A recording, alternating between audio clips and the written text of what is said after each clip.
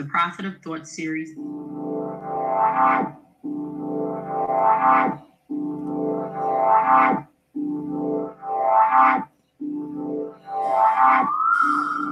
mind.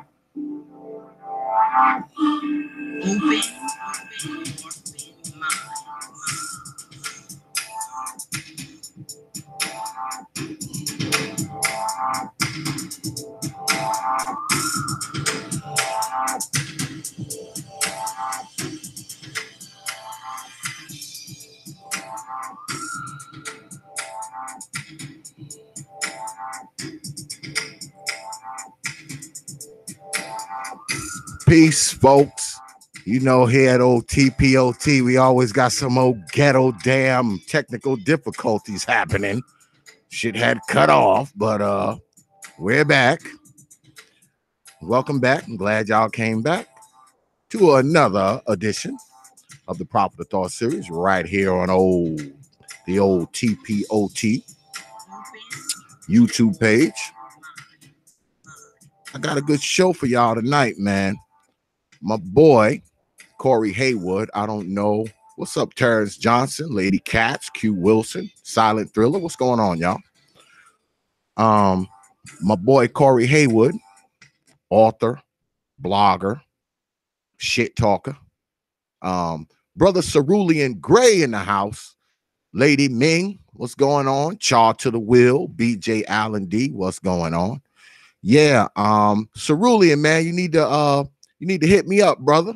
I want to get you up on the show, man. I've been trying to wrangle you on the show for a minute, man. You need to email me, man, at Prophet of Thought, one word, at yahoo.com. Hit me up, man. Hit me up, brother. Yeah, brother Laquan had to restart the shit, man. Shit cut off, of course. You know, the usual T.P.O.T ghetto shit. The usual T.P.O.T ghetto shit. Can y'all hear me? Press 2 if you can hear me. Lady Classic, what's good? Press the 2 if y'all can hear me. Make sure the audio and stuff is good. If y'all can hear me, press 2. Press 2 if you can hear me clear. People, please.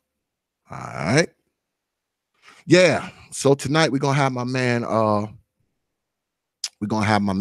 Cory Haywood up in here tonight. I don't know if y'all have heard of him. Maybe you can Google him. And full disclosure, you know, Cory Haywood actually is my boy. Cory Haywood used to be on my show a lot when I was in the booth. Brother Theron.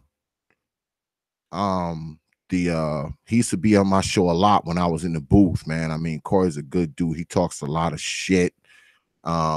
Very controversial, brother. Very controversial with the articles he writes. He writes a lot of cultural pieces, and he talks about, you know, interracial dating and whatnot. So I think y'all get a kick out of old Cory. Plus, Cory's my man, so you know it's gonna be a good show. Matter of fact, I'm about to write him right now to see what the hell is going on.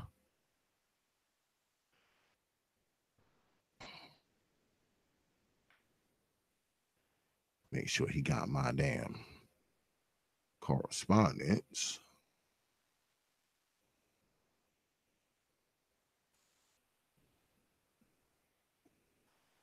Oh, give me a minute. My bad. See what's going on with my boy. Message.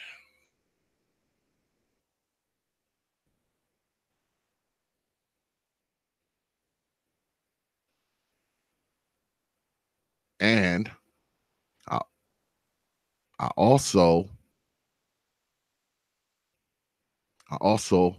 might have another guest on here. I got a surprise guest for y'all. This guest is kind of controversial. He talks a lot of shit too. I ain't gonna tell y'all who he is just in case he don't show up. But if he do, when he show up,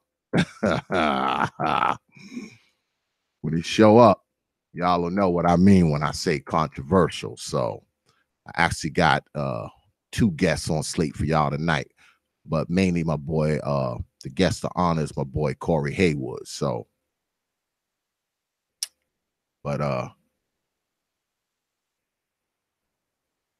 right, he writing me now, so he should be coming in anytime, y'all. Anytime. Anytime. Just hit me up. So little Cory get up here and talk some shit.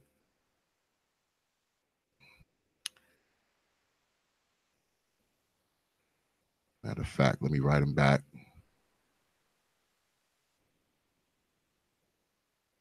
Let him know. Come on here.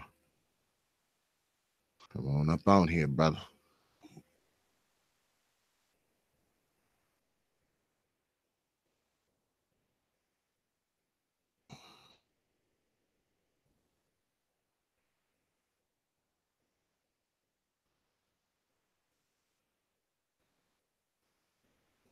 Come on up on here.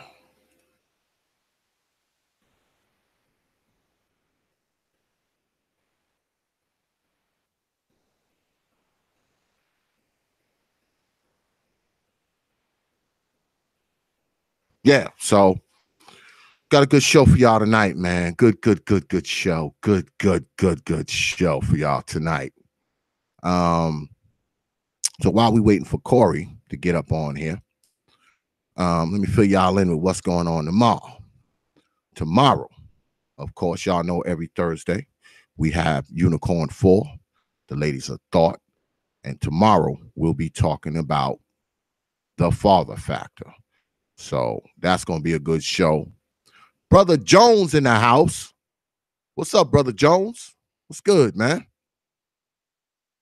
Yeah, we're going to be talking the father factor. This was kind of inspired by because y'all know I had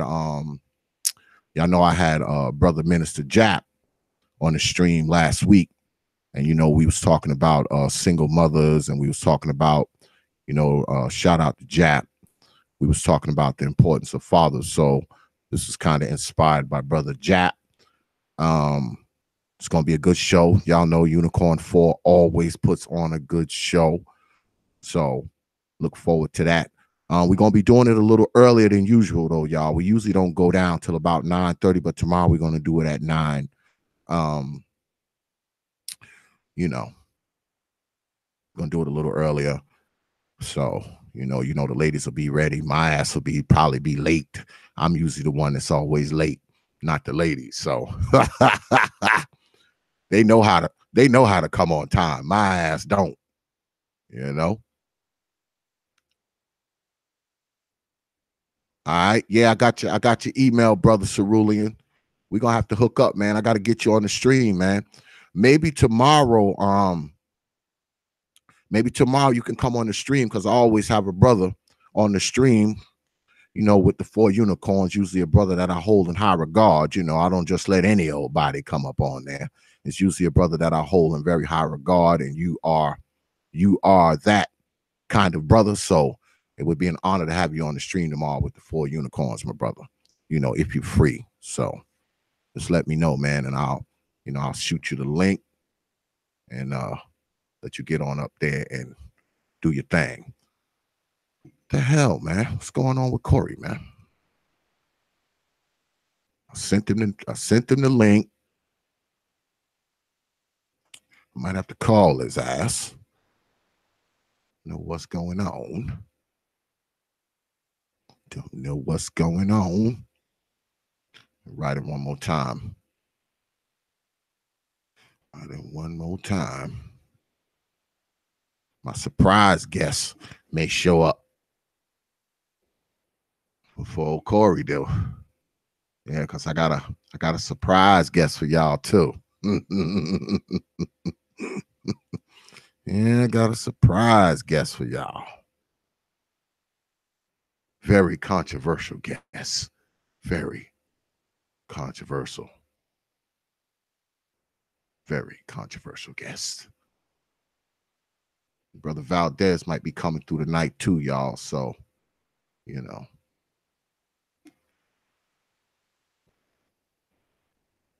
He might be coming through too. Email him the link too.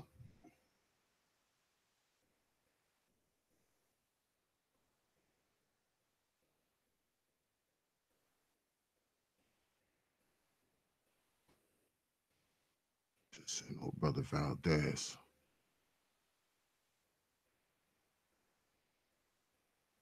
The link as well.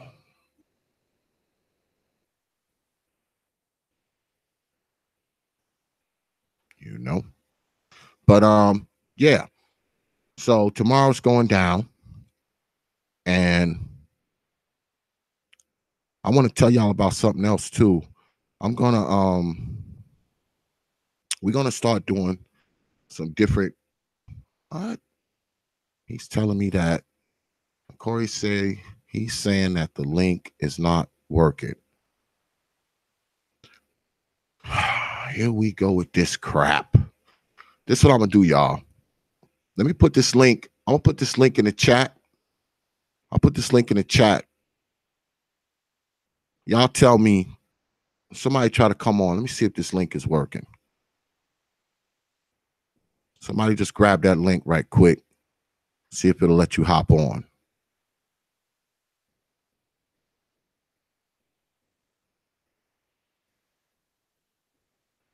Y'all heard me?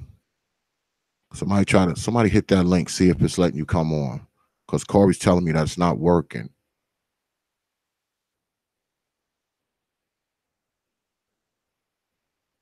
Brother Samuels.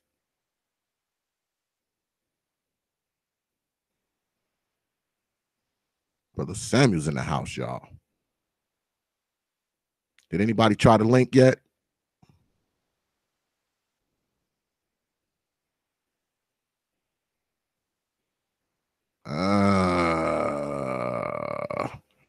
That sucks. There was a problem. You kidding me? The hell?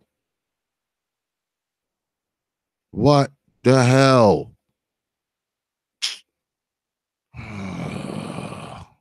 Here we go with this shit. Come on, man.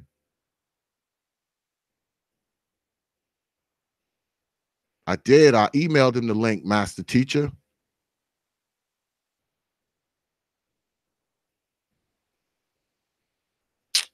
What the hell?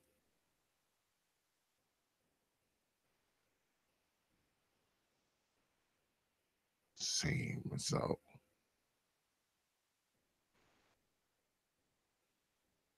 All right, this is what I'm gonna do. Let me see. Let's see which one of the unicorns is in here. Lady Ming, Lady Katz. All right, this is what I'm gonna do, Lady Classic. I'm gonna email you. I'm gonna email you this link and see if you can hop on.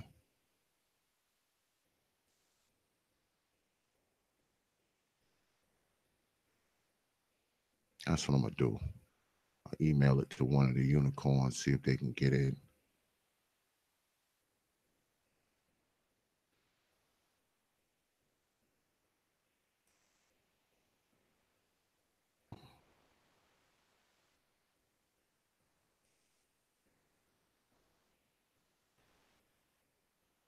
All right, Lady Classic. I just sent you. Okay, It worked brother. for me. Yeah, BjAllenD came in. That means it's working. It's working. There you go, Brother Haywood. I'm gonna hop off now. What's good with you, brother? Long time no talk to, man. Everybody, the guest of honor has arrived. Brother Cory Haywood is in the house. Indeed. I was just talking you up, man. I was just talking you up, man. What's good with you, man? Long time, brother. I had to give everybody full disclosure. You know, I couldn't get up here and pretend like we didn't know each other. I appreciate that, man. The thing is, so I don't even know how long you'll be on. I've been trying to get hooked up with you for the last 20 minutes. I'm sitting in my office and they're closing down in like 10 minutes. Oh, So when I okay. get back with y'all, but I mean, I got 10 to 15 minutes to wrap. So what's up? What's good with you, man? Let's hear about this book, man. Let's hear about Oh this man, book. well, you know, we've had plenty of conversations about plenty of topics, man. So it's pretty much a compilation. It's an anthology. I'm putting all of my stories you have probably seen, putting them all together in a book, almost like a book of essays, if you will. Stories that have performed best. Those of some of them have gone viral, others have done really well. And so again, I've compiled them, man, as part of a book. And I've already sold a decent handful. You know, people are upset, wanting to punch me in the mouth, you know, all that. That's all. That's all the time, man. You always got people wanting to do that. Exactly. So I mean, the point, man, is I believe that you know, they're black people, and I'm not, you know, I don't mean to generalize here, but I can point out a few people, man. You know, the likes of Michael Eric Dyson and Maxine Waters and Al Sharpton, black apologists like that who make up excuses for all of our inadequacies, man. Every time, you know, we do something that's clearly foolish, somehow some black apologist emerges from the darkness and finds an excuse for it. And I'm, you know, I'm the type of guy, man, who I just don't, I don't buy into bullshit. You know, I don't like that. And so I feel like when I see foolishness, I don't care who it's from, black, white, or green, I'm calling it out. So that's what this book pretty much is. Consists of, you know, my commentary on what I believe is Negro foolishness. That's what I call it. Okay. Okay. Let everybody know the title of the book, man. Tell them what the title of the book is. The title of the book, man, is Coon Flakes. Now I know that many of y'all might be upset about that. The title being Coon Flakes, the derogatory term, but I'm gonna tell you why. I'm a black conservative male. Okay, there ain't too many of us out there. We're like unicorns. You know what I'm saying? And so when I share my views, my conservative views with other black people, they often call me a coon. You know, a traitor, a turncoat, and Uncle Tom, because for whatever reason, black people are simply expected to vote Democratic. You know what I'm saying? I'm a Republican, and that's a problem for many black people. It means that I am a token for the white man, you know? And so I decided to name my book Coon Flakes because I am owning that word now. I've been called coon so many damn times now that I might as well own it. You know what I'm saying? So that's the reason why, you know, I made that the title of my book. Well, one thing about my audience are very intelligent people. My show is an acquired taste show. They know that's all type of people that come up on here. They know that there's always going to be some difference of opinions. And trust me, to be honest with you, I know I say a lot of shit that pisses them off myself. So, you know, they're loyal fans, man. They're good people, and they people who think, because this I call this platform the Frontistery, and I call it the Frontistery for a reason, because it's a place for thinking. It's not a place for judging. It's not a place for name calling and drama and all that nonsense. And just like I told him at the top, you my boy. It's not, you know, it's not like I just met you or nothing like that. I told him you've been coming on my show for years. So, you know, absolutely. It's been a while since we kicked it though. It's been a while, man. It's been a while, man. Like it's been a long while. But you say you gotta get out of where you at, right? You gotta leave the office soon, right? Yeah, man. But let me, you know, it's funny. I got about 5 or 10 minutes. Let me give you, if you have time and perspective on something that's not in the book, but okay, this is related to H&M. I'm pretty sure you heard about that whole controversy, right? Monkey in the Jungle, little black boy. Yeah, I heard. Monkey in the Jungle. Now, here's the funny thing. I plan on eventually recording a video about this, but I'm gonna share this with you right now. In 2007, Soulja Boy, a rapper, came out with a song called "Crank That."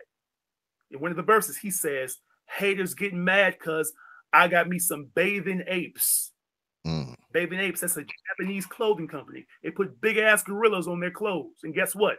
Black people were buying them like hotcakes back in 2007, wearing gorillas on their chest, paying hundreds of dollars for it. Because, of course, the brand is overpriced. And it was manufactured, still is manufactured in Japan. And you tell me, do Japanese people think highly of black folk? I don't think so. Absolutely not. But we wore that clothing line anyway, despite the fact that they put big ass gorillas on every sweater that they made. We didn't have a problem with it then. I'm gonna take it further.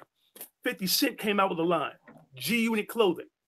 And what the hell you people think G stands for? Gatorade? Gelato? Absolutely not. It stands for Gorilla. Gorilla Unit. People wore Gorilla Unit clothing, big ass G's on hats and shirts and shoes. Didn't have a problem with it whatsoever. I'm gonna take it even deeper now. There's a man by the name of Michael Jeffrey Jordan. Now, you know this. Black people have died over his shoes. We will wait outside of a Foot Locker, outside of shoe stores. We'll camp out overnight so we can be the first niggas in line to buy his shoes, pay hundreds of dollars for them. And this man has millions of dollars invested in private prisons. He is literally financing the mass incarceration of black men, and we buy his clothes anyway. Mm-hmm. So we don't have a problem with these things. Yet we're tripping over H&M, a white-owned company. All that to me, that indicates that we are still weak. And in 2018, we still care about how white people feel. That's what it is. And anytime they do or say something we don't like, we jump like monkeys, which only proves that they still have control over our minds and our bodies, period. It is what it is. You haven't changed a bit, brother. I love you, man. This is my boy right here, y'all. Cory Haywood, man. He bring it to you raw, man, and he don't give a damn what you think either. What's the difference between Bathing Apes and what the boy was wearing in H&M? What's the difference between H&M's Monkey in the Jungle sweater and G Unit clothing? And I mean, what's all this fuss about? When again, man, we will spend our last. You got niggas, man, who spend $100 on a pair of Jordans and won't pay their electric bill. They be sitting in the dark, looking fly as hell, but they ain't got no light or no gas, no heat, nothing, because they didn't pay all their money to buy clothes. What's the deal? Mm-hmm. It's crazy, man. I mean, but you know, we have a tendency to get caught up. We get caught up in semantics a lot, man. We get caught up in semantics a lot. And I feel like this. I mean, I don't have small children. You know, all my children are adults.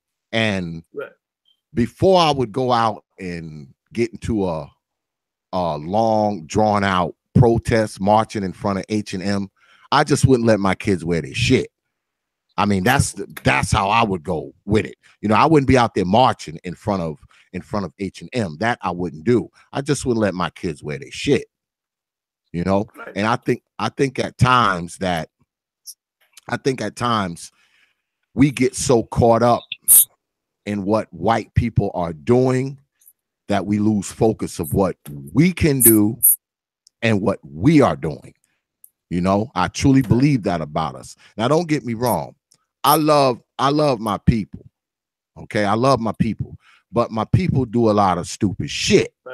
You know, absolutely. And we have a tendency to get focused, man. We have so much focus on the little tiny things, often little tiny things that are so irrelevant in the scope of life, and we let the big shit just pass us right on by. We let that big shit pass right over us like the moon or the sun. We let it pass right over us because we so dead set focus on the little tiny things, man. Me, I think what H&M did was in bad taste, but it never crossed my mind to protest, make a video out of it, or none of that shit. And I say again, if I had little kids, I just wouldn't let them wear their shit. I wouldn't support their shit. I wouldn't do no shit like that, you know. But you got people who done marched, you know. Go ahead. The boy's mama is already saying you guys are blowing this out of proportion. Okay, this black boy wasn't adopted by a white family. You know what I'm saying? Who at night, it's like, I've heard people come up with this theory that this black boy was adopted by a white family and they're exploiting him. You know what I mean? They're making fun of him. Like, are you guys really coming up with conspiracy theories about this young boy? His mom is black. His mom already came out and publicly said, hey, look, guys, you're blowing this out of proportion. You're making this more than what it has to be. Why are people upset with H&M? It's just mama who gave the approval. If his mama got a problem with it, why do you? Yep. You got a problem with the store? Don't buy don't buy this shit. Just don't buy this Don't shit. buy this shit. Because you going out there marching in front of H&M ain't going to do shit anyway. What is that going to do? That's going to make them stop selling jackets. Because you marching. I mean, you know, that we got bigger fights to fight. I think we have bigger fights to fight than against H&M because they put this jacket on this little boy. No matter what you think about it, whether you like it, love it, hate it, I still think that there's a bigger fight than that. Okay? There's a bigger fight than that. Us as black people, we got more shit to worry about. We just do. See, we don't worry about that. Right? We don't worry about that shit. What we do is deflect. Yep. We are masters of deflection. You understand? And so what we do is we ignore the real issues, right? By turning the spotlight on shit that doesn't seem blame toward other people so that we're absolved of whatever guilt we may have. You know what I'm saying? Mm-hmm. We don't hold ourselves. And so instead, we'll find shit like this, little insignificant shit like a boy wearing a monkey sweater. We'll go off on that so that people aren't paying attention to what's going on in our community. Because we know, I don't want to mention Chicago. Is a friend of mine. Now, she may be incorrect. I don't know if her facts are straight, but she says that Chicago is the 15th deadliest city in America. And I thought it was the first. But the fact that Chicago is 15th is disturbing to me. I mean, there are 14 of the cities up in Chicago in terms of gun violence. Yeah, per capita. Populated by Black people. This is an issue that we need to solve. But we become desensitized to Black violence. We don't care about that because once again, we're paying attention to what white people do. And it's because in our minds that their ice is colder. We crave approval is what we do because our existence is only significant unless they validate it. That's really what it is. Yeah. I mean, that's how people feel. If let's talk about the kid with the sweater again. You think these white people didn't know what they were doing? You think they didn't know that they would put this? They didn't plan to put this little black boy in this shirt talking about monkeys, and they didn't know that black folks would get upset over this. These white folks knew we was going to be jumping up and down over this shit, man. They knew we would. They knew we would do this. They knew we would do this, man. So why fall into that narrative? Why follow the narrative and be, quote unquote, the white man's monkey and swing from branch to branch? Because that's what he's trying to get you to do anyway. That's what he's trying to get you to do. Exactly. This is what we do. We gotta stop doing this shit, man. This is something we gotta stop doing. We gotta stop dancing the damn jig as the white man play the damn that little thing, you know, like the monkey play that little thing. Dun dun dun dun dun dun dun dun dun dun. The little monkey had a can and a little hat on and shit. Yep. We gotta stop doing that shit, man. Because when it comes down to it, man, we actually think that we standing up for something. I think that we think we're standing up for something when we do that shit, but really we're not. Really we're not. We're just moving ourselves on the goddamn chessboard that the white folks have set up. That's all we're doing. Because a lot of this shit that these white folks do, we can actually ignore it. We can think about it. We can contemplate it. We can even discuss it amongst us. All right.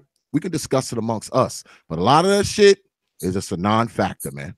It's a non-factor. A lot of it like just I said, is, man. The fact that we react to everything they do only highlights how weak we are.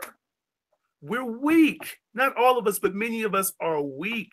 And I don't understand why we keep sticking our nose in their business. You're absolutely right about them knowing that the image of that black boy in that monkey sweater, they knew what type of backlash it would spark. They absolutely knew it. And you know what? They may have done it deliberately because they may not even want you niggas to wear their clothes in the first place. They have known, okay, if we put this out there, black people will boycott the brand. We ain't got to worry about them wearing our shit. Because I didn't see black people on the street, black young men with their pants sagging down to the goddamn ankles, but they're wearing H&M shirts. Now, if I work for H&M, right? If I'm an executive of that company, I don't want my brand to be represented like that by a bunch of Negroes with their pants wrapped on their ass and their hips and shit like that while they're wearing my brand. It's very possible that H&M did this shit on purpose. And I saw an image on Facebook. Now, it may have been Photoshopped, the doctor, but it was of a white girl. And it says sharpest cracker in the box on her sweater. So apparently what H&M is trying to do is eliminate stereotypes by poking fun at them. That's what I understand it to be. But because they came out with the image of that black boy first, we all overreacted instead of waiting to see what their ultimate plan was. Now, of course, the image could have been, again, Photoshopped, but that's what I've been told H&M is trying to do. But either way, it should not be so offensive to us that we're flooding social media, Twitter, Instagram, and everything else with angry messages. Like you said earlier, man, we have other things, much more serious things to worry about. It's true. It's crazy, man. We can't mess around, man. We can't mess around and freaking get caught up in the old Jedi mind trick, man. Because they'll put that Jedi mind trick out there for you, boy. They'll put it out there. You can't be a victim of that shit, man. You can't be. Oh yeah. Got bigger fights. Got bigger fights to fight. You know. We thought racism was dead. That's what we thought, right? We thought we'd reach a post-racial era when Obama was elected president, right? We thought that racism somehow had died, right? And we had reached the promised land that Dr. King mentioned in his speech all those years ago. Okay, man, we are finally equals. They view us as equals now. When I say they, I mean white people. That's what we thought.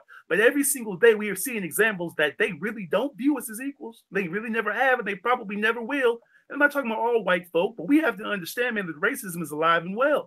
So when we see some shit like, monkey wearing, a boy wearing a jacket that says coolest monkey in the jungle, we should be surprised by that shit. That's par for the course, man. We've been seeing it for years. It shouldn't be surprising. And it certainly shouldn't be making us angry. Hell no. Shouldn't have us marching either. Shouldn't have us marching either. Because marching ain't been doing shit. You already know that. We've been marching since the 60s. Marching ain't been doing jack. Okay, except wearing out a lot of those Jordans we spending $200 and $300 on. That's all you wearing out those $300 damn pair of Jordans you bought. We live, man, here with my boy Cory Haywood in the house. Indeed. Yeah. Y'all listening to the T.P.O.T YouTube page, live and direct. I gotta I don't know how much longer Brother Haywood's gonna be with us. It's always good to talk to you, man, because you talk a lot of shit, man, and god damn it, you got a couple people in my chat room rose up too. I told you. I told you. What they said, man. I love it. I don't know. I think my moderators, because I got some moderators, so they just erase whatever's crazy. They just throw them right out. Yeah, they throw them right out. Yeah, they throw them right out. But yeah. So how long I got you for, Brother Haywood? How long I got you, man? Man, well, you know what? I'm here with someone else. So when he leaves, I'll leave. He's closing down the shop. Okay. You know what I'm saying? So whenever he tells me to get out of here, man, that's what I'm gonna do. Okay, so what you been up to, man? I know you've been writing and stuff like that. I don't know if everybody here is familiar with your writings. I told them that they need to look you up. I told them that you are very controversial, brother. You talk a lot about white folks and black folks. You talk about interracial dating. You talk about white women, black women. I mean, you one of those brothers, man. All women. Yeah, you one of those brothers. And won't you just give them a little background about you, man? Because see, they don't know you like I do. So get them a little background about you. I mean, I'm an equal opportunity critic. You know what I'm saying? I do not discriminate. And I guess I've been doing this, man, since about 2013, actually. And as a young man, I'm still young, but as a younger man, I would often talk to my friends and my colleagues. We would discuss issues like this. And I've always had strong opinions. I'm a man of strong conviction. So I've always expressed myself this way, but I was given a platform mentor, actually. His name is Lee Bailey. Website called EUR Web. I'm pretty sure you're familiar with it. And so when he gave me that platform, man, it gave me a chance to connect with his audience. And of course, he has thousands of followers across the nation. So ever since then, you know, I have been sharing my truth. Not only do I write for him, but I've also launched my own website. It's called The Black Hat. I have a few writers, you know, who are just like me, who think just like I do. I thought they didn't exist, but I ran into them, fortunately. And so we are all writing together. And, you know, the plan really for me is I think the country is moving in a direction of diplomacy and political correctness that will ultimately put a muzzle on people like me and people like you, right, who exercise our right to free speech. I don't think that people like you and I will be around much longer because, I mean, if you think about it, people are so sensitive these days. It's really hard to express yourself without considering, you know, their feelings and their sensibilities.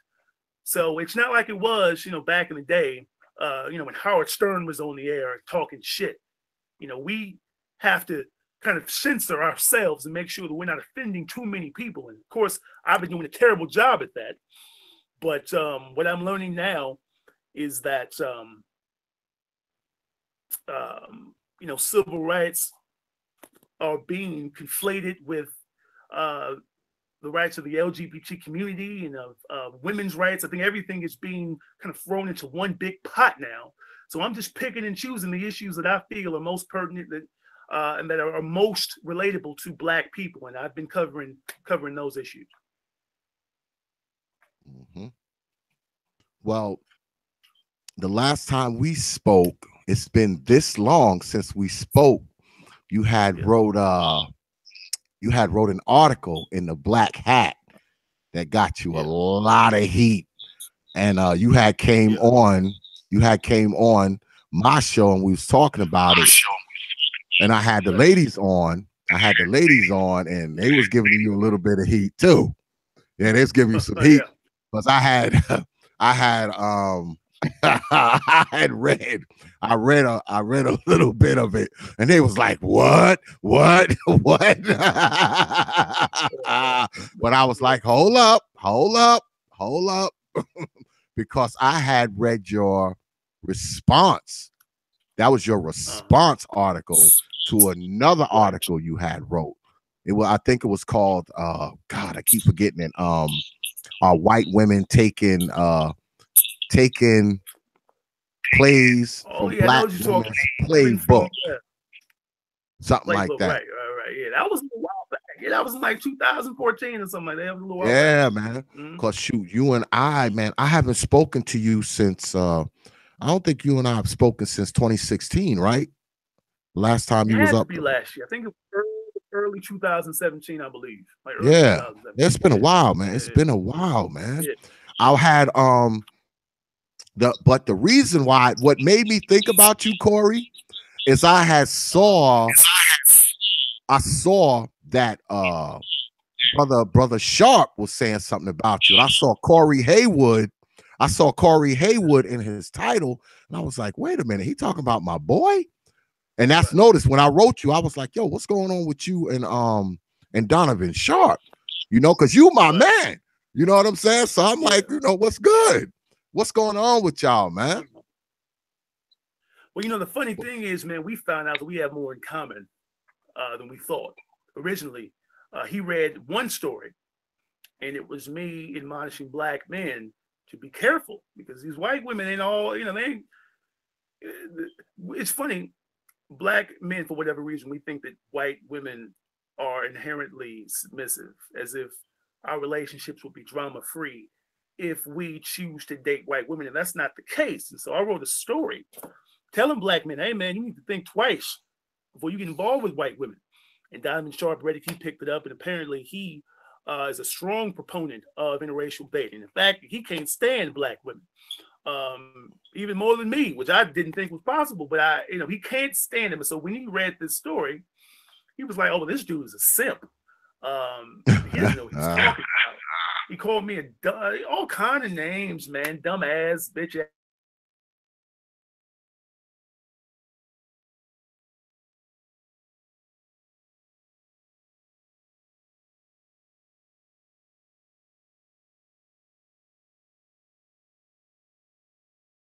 message. I was like, hey, look, man, you talking shit. And he talked about me for at least an hour, which surprised me. I don't know how one grown man can talk about another grown man for a straight hour. That's that Dr. Umar Johnson shit, as you know, that Tariq Nasheed shit, talking about somebody for an hour.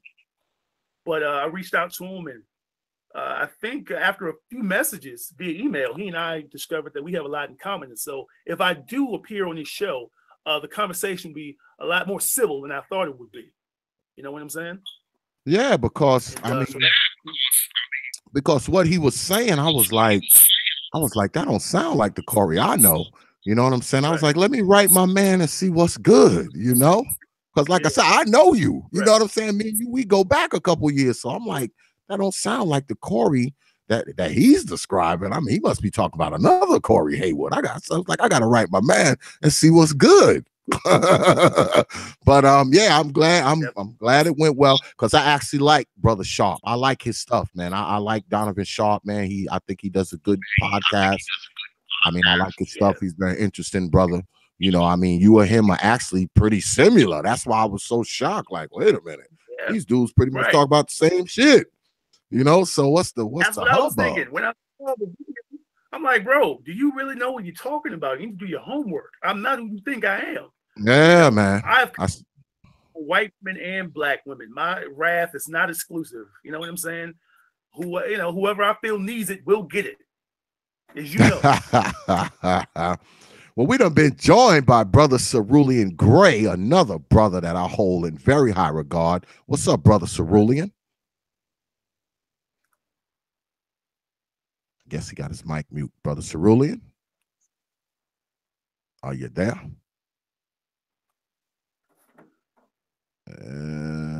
He must be out of the room. Yeah. So, Brother Cerulean, if you can hear me, man, jump on whenever you feel like it. Yeah. So you got the new book out, right? Are you what you doing? Are you on tour with it? I know it's on Amazon. Right now it's on Amazon, $4.49, $4.49. You know what I mean? That's nothing. That's like a Big Mac and a Coke. I'm selling my book for crack prices. You know what I'm saying? Very affordable. Is it only available on Kindle, but can you go out and literally buy it from the bookstore? No. You can't buy that joint. You already know Barnes and Nobles ain't holding that joint at all. They stay as far away from it as they can. So it's you can buy downloadable copies on Amazon.com. Again, it's down to $5. And right now I'm promoting it. A lot of stuff really through social media is how I've been promoting the book, and I'm hooking up with a publicist, and she and I were game planning on how we can take it to the next level, man. So again, it's been selling, but Facebook, the problem with Facebook, and I've been promoting my book through Facebook, but every 3 days. Brother, can you hear me? Yeah, I can hear you, Brother Cerulean. I can hear you. No, what's going on? My apologies. I was still in the Discord app, actually. Okay. Can you hear all right? Can you hear Brother Haywood and all that? Because I know we've been having some problems with this damn YouTube link, man. It's kind of iffy. Can you hear everything? Is the audio good? Oh, yeah, everything's great. Everything's great. Okay. Brother Cerulean, Brother Haywood, Brother Cerulean. How you doing, brother? Pleasure, brother. How you doing, man? So what you got? What you think, Brother Cerulean, about what my man Brother Haywood got to say, man? In a sentence or less, I think it's extremely low priority. Mm-hmm. Things like ads and all that. It's been a long and ongoing and protracted campaign to derail real Black politics. And so every once in a while, you'll have various corporations, remember like a couple of months ago, it was the Dove situation. And a couple of months before that, you had the shea butter situation. And all these things do is just derail the real Black politics. It's extremely low priority on the plate of what Black folks must do, in my opinion. Well, let me ask both of you brothers. What should we be outraged over? What should we be outraged over? Personally, what we should be outraged over, um, one is the black church. I'll say that one is the black church, the Christian church in general, in which we should be fighting for the churches to be taxed a great deal of money, billions, in fact, of dollars are funneled through the black church, and they do not get recirculated back into the community. And so they should be taxed, which is going to cause those that are just hustlers, erecting their little peddlers of perdition to fall under, and those who stay.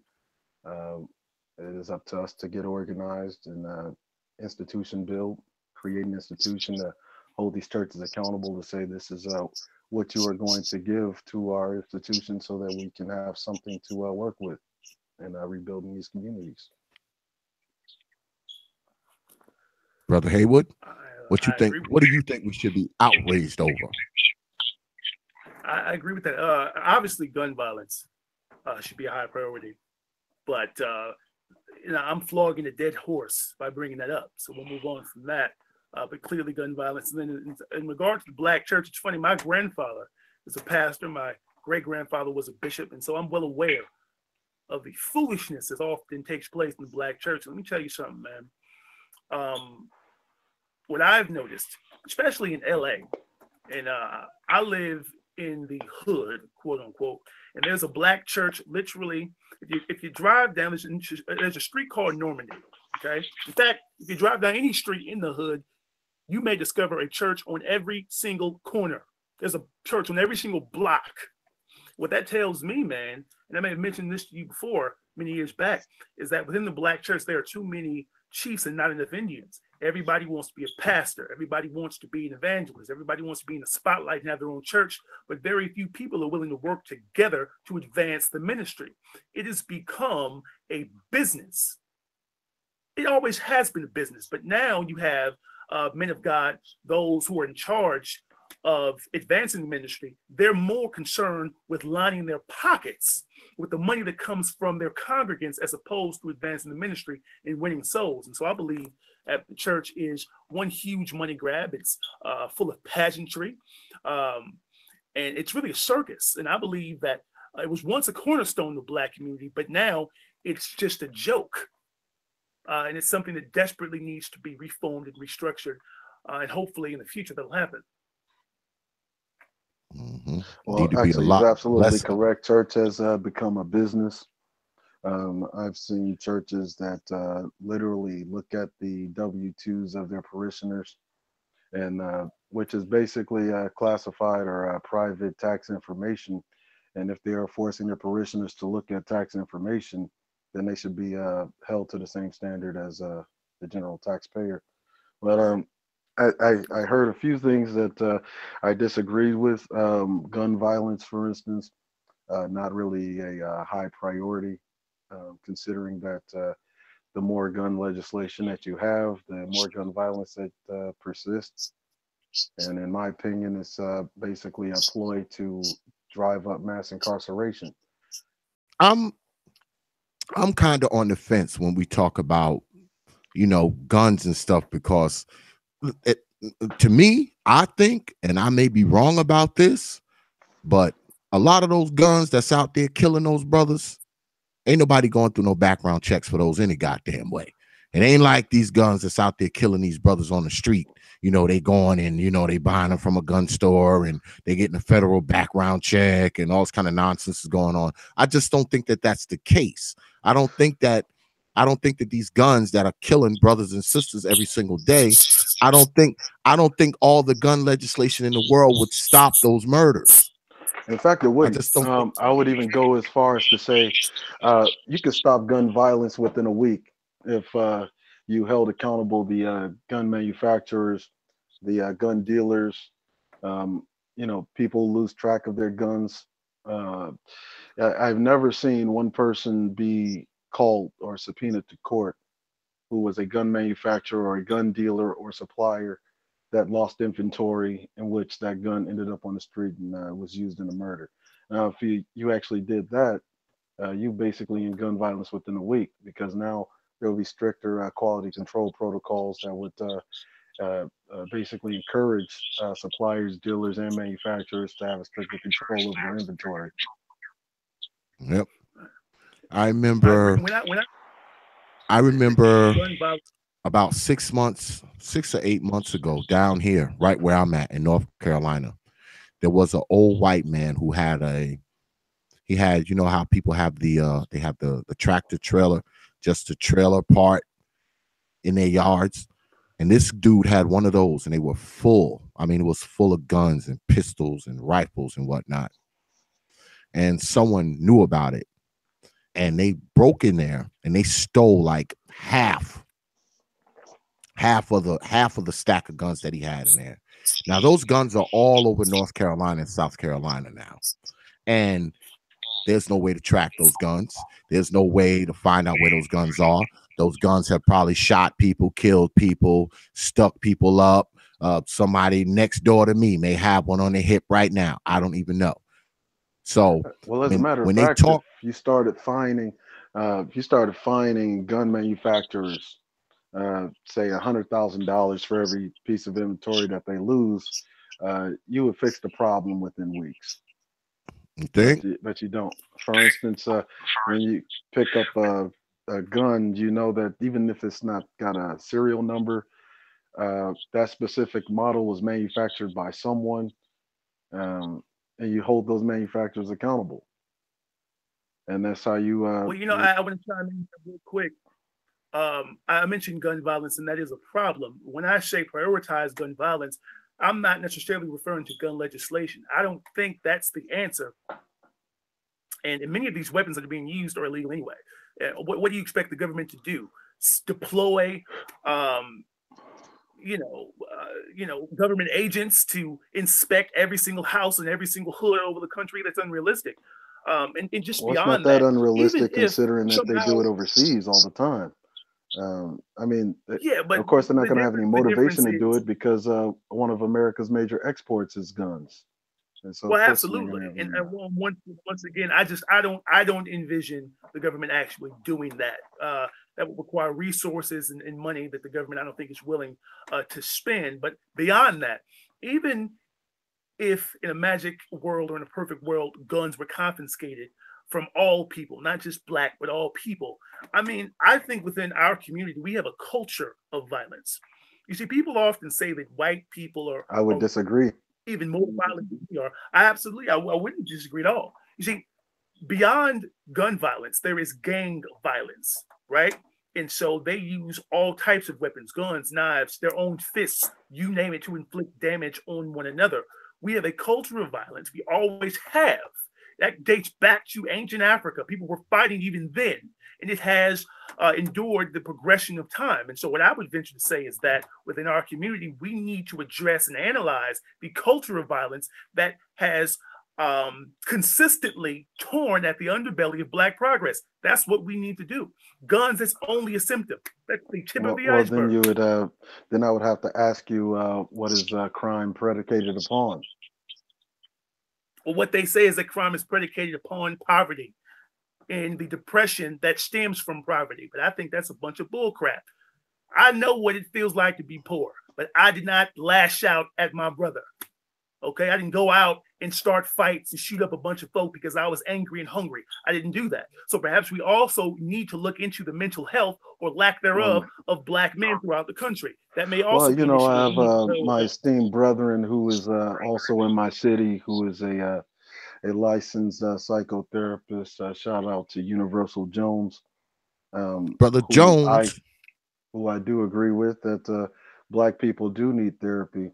But to completely dismiss what has created this culture that these young Black people are being incubated in is utterly intellectually dishonest and rather lazy and dry.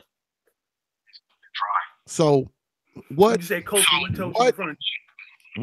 we do? Because if we talking about getting guns out of the hands of brothers and stopping people from getting murdered and shot and robbed and all this kind of stuff. Some of the responsibility has to be on us, right? We can't rely on government or gun manufacturers or gun dealers or gun shops or gun shows or whatever the case may be. Some of that responsibility has to rely on us. We have to take some of the heat for some of the shit that's going on, within our society. So you have to talk to Black parents. It starts at home. It takes a village to raise a child, and it starts from when children are of the age where they can understand right and wrong. We need to be involved, and I talked to a colleague about this, man. We need to intercept these children before they fall through the cracks. We can't focus on adults. They're set in their ways. They have reached the point of no return. So what we need to do is focus on these kids so that we can prevent future generations from repeating the same mistakes that we are making currently. Okay, the so-called culture, and I like how you threw that red herring into ancient Africa, tribal wars and all of that. But the thing is this: we're escaping the reality. Where did Black folks learn all this stuff from? From being under systematic oppression, and it is owed to us that did not fall through those cracks. That despite the odds of poverty, despite the odds of being a Black male and having a 1 in 3 chance of facing the judicial system, to organize the community around us, and we're basically escaping that. You're saying that it starts at home. Okay, so if it starts at home, 70% of your women are raising the children. Okay, and if they are forced to basically work a job, right? That means that they are leaving their children with a de facto babysitter, i.e. the school system or the daycare, or some other alternative care provider. That is a symbolic and gleaming evidence that one, poverty is the major factor of all of these social conditions. And what I find, especially with a lot of non-balanced Black conservatives, is that they want to focus on the symptoms instead of the core, instead of the people who manufacture all of this. We have a problem within the community. One, we have an issue with. I'll give you an example, right? One, we have a problem with rezoning. It's called rezoning now because redlining is illegal. Whenever you rezone a part of a city, that part of the city that has been rezoned, the property tax goes to feed the system that has been rezoned into. Now, what that does is robs the city of or the community of a substantial tax base, which you no longer have to feed your schools, which is how your schools fall into disrepair, which is the same schools that your kids are being sent to by 70% of your single Black mothers. And so because of the lack of resources and the, quite frankly, the political laziness, and because short visionaries cannot see how these things actually play into their current reality, they end up pointing the finger at the victims of these things. Hold on. You mentioned tribal warfare in Africa. I mean, I think that's very valid. Because you used it as a red herring. Hold on. No, I'm using it. It's because it's factual, right? You mentioned systematic oppression. Once again, that's us putting the blame on the shoulders of white America. I mean, who else oppresses us? Obviously, the white man. That's essentially let me ask you. Well, whose money do you work for? You're saying the government that which is still controlled by white people. You're blaming them for our problems. And let me go further. As far as the school system is concerned, yes. I don't believe that Black parents should rely on the school system alone to educate their children. Okay, that is where we're going wrong. And as far as single mothers are concerned, I absolutely agree with you. So once again, it does start at home. I think that men should step up, right, and take pride in being fathers, right, and take pride of actually playing a role in the lives of their children. And women should be smarter with whom they choose to procreate with. Black families, strong families, breed strong communities, and strong communities breed strong, law-abiding, productive people. We can't continue to point a finger at the school system and at the government for taking care of jobs that we are responsible for. Our children are our responsibility. And if we can't rely on the school system to educate them, then parents need to step up and take the initiative and do it themselves. I can go back to the early 20th century when African Americans didn't have resources at all. But that period in history produced some of the greatest and brightest minds, not only in Black history, but in American history. You can't tell me the kids now cannot excel in the classroom because they lack the resources, the finances. And you know, the issue with going back to the early issue with going back to the early 20th century, in which Black folks had less than and did more with. The issue is that I know these are basically the short visionary Thomas Sowell, who likes to sell Black folks on this romanticized revisionist history that we did so much during Jim Crow. But the issue is that those Black folks during that time universally understood who they were fighting against and what they were fighting for. Now, in the 21st century, due to the Southern strategy and to political correctness, what you have is a subgroup of Negroes who believe that racism is no longer your problem. In fact, the very same group that is the very same group. Let me ask you: if we had so much with, we did so much with so little, how did we get here? Who were the architects of this current reality if we had so much to do with so little? Architects are, if you'd like me to tell you who they are, let me tell you right now. You mentioned the early 20th, I mentioned the early 20th century, and it's true. Our backs were against the wall. We rose to the occasion. We overcame the odds because we felt like the world was against us. We thought that we were being treated like second-class citizens, and so we galvanized and we worked together to overcome the adversity. We're still being treated like second-class citizens. What's the point? We are not. I won't say that we're treated like second-class citizens. You, sir, I see Navy. It's splashed across your avatar here, so I assume that you fought or that you served in the military. Sir, you've probably traveled the world, and I doubt there are very many places you'd rather be than America. Black people are treated very well here compared to what they would be treated like in other places. Let's make that perfectly and transparently clear. Well, let's go back to the early 20th century. Matter of fact, we could go back to the Revolutionary War.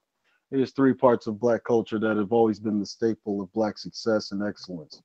One was the military culture. Black folks have fought in every single war going all the way back to the Revolutionary War. Secondly, being the political culture. Blacks have always been politicized all throughout history, which is what led us to getting out of slavery and eventually leaving Jim Crow. We haven't had a powerful, unified political force since the assassination of Fred Hampton, and now we're here. The issue is that it doesn't start at home; it starts in politics. We have to be grouped together in such a way that our politics matter before our rugged individualistic mindset to say, "Hey, I made it. Why can't you?" Now, I would ask you, because you said you were a conservative and a Republican. I would have to ask you, what concessions have been made for your Black constituency that are Republicans and conservatives, or has your support to the Republican Party been little more than the general consensus of Black democracy, in which you're just throwing your vote away to get nothing? The consensus is that you live in a country that is abundant with opportunity, and if an individual, see, we don't look at it from a racial perspective. If the individual chooses to do what's necessary to achieve success, then he or she will eventually get there. I look at myself as a bootstrapper. I don't come from wealth, I don't come from privilege. Okay?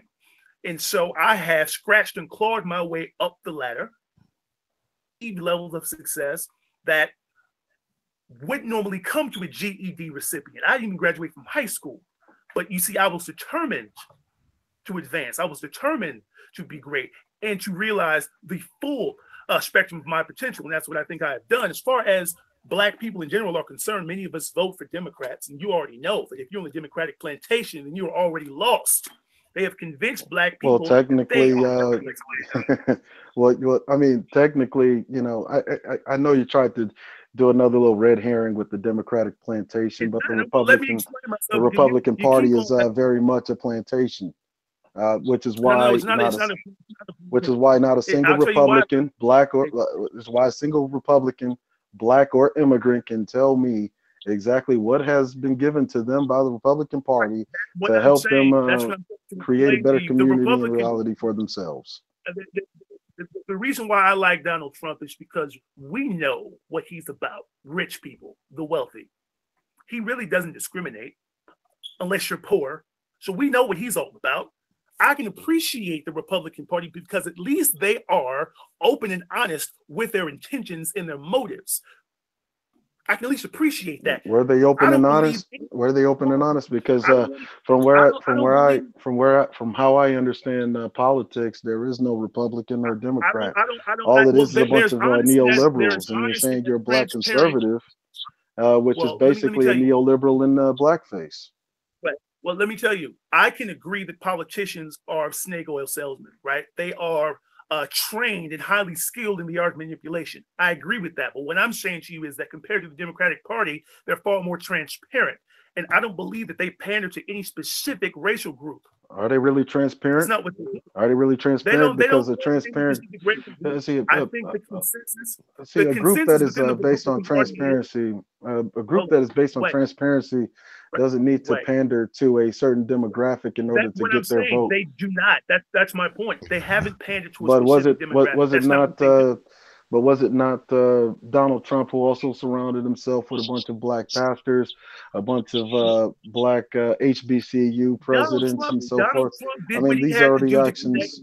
These are the actions of neoliberals. These are not the actions of a staunch Republican. I think what's happening is that you're confusing the republicanism with neoliberalism. Let me tell you what Donald Trump did. He attempted to reach out to the black community, and he was denied. Essentially, that's what happened. I think he knew in the bottom of his heart that there was no way in hell that black people would give them their support. There are very few of us who actually do support Donald Trump compared to the majority. What I said about Republicans is that they don't pander to any specific demographic or racial group. The consensus is that if you work hard, if you're committed to excellence, you will eventually achieve success. Democrats, on the other hand, then why is it that your red states are Democrats view African Americans as stupid. They don't believe that black people are able to be self-sufficient. They don't think black people are able to be self-contained. And so what they have done for decades and see what has happened is and see what I think it is that I think you've bought too deeply into the narrative, because if you're truly a black conservative, you shouldn't care what they think. Absolutely not. But the issue what the is Democratic Party has done. What happens is that you've bought into this man of self-inflicted shame in which you want to detach yourself from the body, and you bought into hyper-individualistic and basically conservative views, which are nothing but neoliberalism in a minstrel blackface. Absolutely. That's not what's happening. We all know. That's what the talking points are. We know that Republicans have done very little for black people because they haven't claimed to be in the corner of any particular racial group. But Democrats, however, have they not? And I'm speaking of specific elected officials. Over time, Democrats have claimed I think you would do well to read The Two-Party South by Alexander P. Lamis in 1981. Hold on. Alexander P. Lamis interviewed Lee Atwater, who was one of the staff members of Ronald Reagan, in which he explained in detail how the Southern strategy worked. We just started voting Democrats. Vote for Democrats? We used to be Republicans. Why do minorities vote for Democrats? That's a fairly new thing. I mean, yeah. I'm asking why minorities vote for Democrats.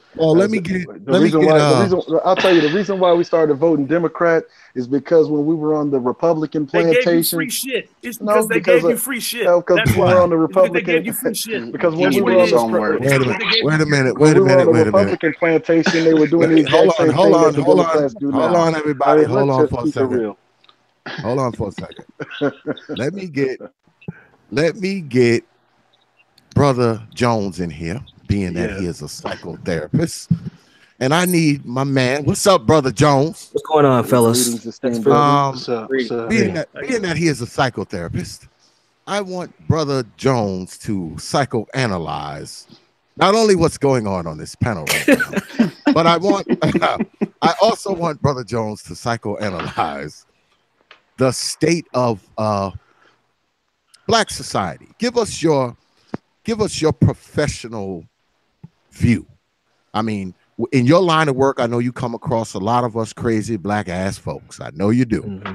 So, I mean, give us your take on the things in Black society that we should be focused on, outraged on. Should we be focused on politics? Do politics matter? I mean, hit us with it. Absolutely. Pull the trigger. Well, you know, from my standpoint, as I always say, I think that all of us are traumatized on some level due to us responding to the system that we live in. Now, I think that so far, both Cory and Cerulean have made some pretty good points, and that can be applied to various different elements of Black society. But at the end of the day, man, you know, we're responding to, you know, the shit that we deal with on a day-to-day basis that's not healthy for us. And we make a lot of decisions based off that, and a lot of our choices that we make are very emotional choices, like the outrage from this H&M ad, like our inability to actually organize, which I hear what Cerulean is talking about, and I agree with that. We do need to be more politically organized, especially on a local level when it comes to school boards, even things like parks and recs, things that actually affect us on a day-to-day basis. We are not at the table all the time. And that's something that we need to do. And a lot of it's because we just don't have the information. It ain't because we lazy. It ain't because we prone to violence. I actually manage a what we call a group violence intervention program here in the Twin Cities. And honestly, the violence really ain't the issue with most of the guys that I work with. We got 53 individuals. Really, the issue is they're disenfranchised. 95% of the guys that I deal with are homeless. I see you laughing. That's true though. They're homeless, low education, attainment, you know, fragile family dynamics, things that, you know, as a community we need to work on. And they had to make decisions, usually responding to their stress and trauma that have led to violence. These are choices that they're making. I'm not saying that, you know, somebody's making them do these things. They are making a choice. But at the end of the day, a lot of them don't know no better to make anything different than what they're doing. They have low social skills and need things to be developed for them, which comes from the political area. When we have organization in our community, we can give things better for those individuals. So that's kind of an overarching way to kind of get to where both Cory and Cerulean were talking about, from my standpoint. And thank you, brother. Thank you. Pull the trigger, Cory. I know you want to. Pull the trigger. My brothers keep on coming up with excuses for this behavior. Why are we rationalizing and intellectualizing this very savage, barbaric behavior? Hold up. Before me stop you there, let me ask you. You couldn't even answer. You could not answer one simple question. Brother Cerulean, hold on, man. I'll let you pull the trigger. Let him pull his trigger, and you can pull yours for as long as you want, brother Cerulean. Let him pull the trigger. You can shoot back. In the business of excuse making, I believe that we have been making excuses for ourselves for far too long, and that is why the behavior continues. What we need to do is look in the mirror and take a hard look at ourselves. We need to hold ourselves accountable for our actions. What we have done is devote too much energy toward finding excuses instead of discovering or identifying solutions. That's what we need to do. And as far as my Republican or my conservative views, so let me make this very, very clear. I am not one of those Black people who believes that I'm exempt from racism, but I'm exempt from discrimination, from racial profiling. I've experienced all of that, but I'm not allowing it to consume me. I tell this to people all of the time. I am inconvenienced by racism. I am not oppressed by it. And when Black people finally figure that out, when they view themselves as conquerors instead of victims, that is when progress will actually be made. Okay. Listen, brother Cerulean, pull the trigger, brother. I just asked you not even 10 minutes ago what concessions benefits have been granted to you by the Republican Party in order for you to create those solutions, and you could not answer, which I thought was interesting.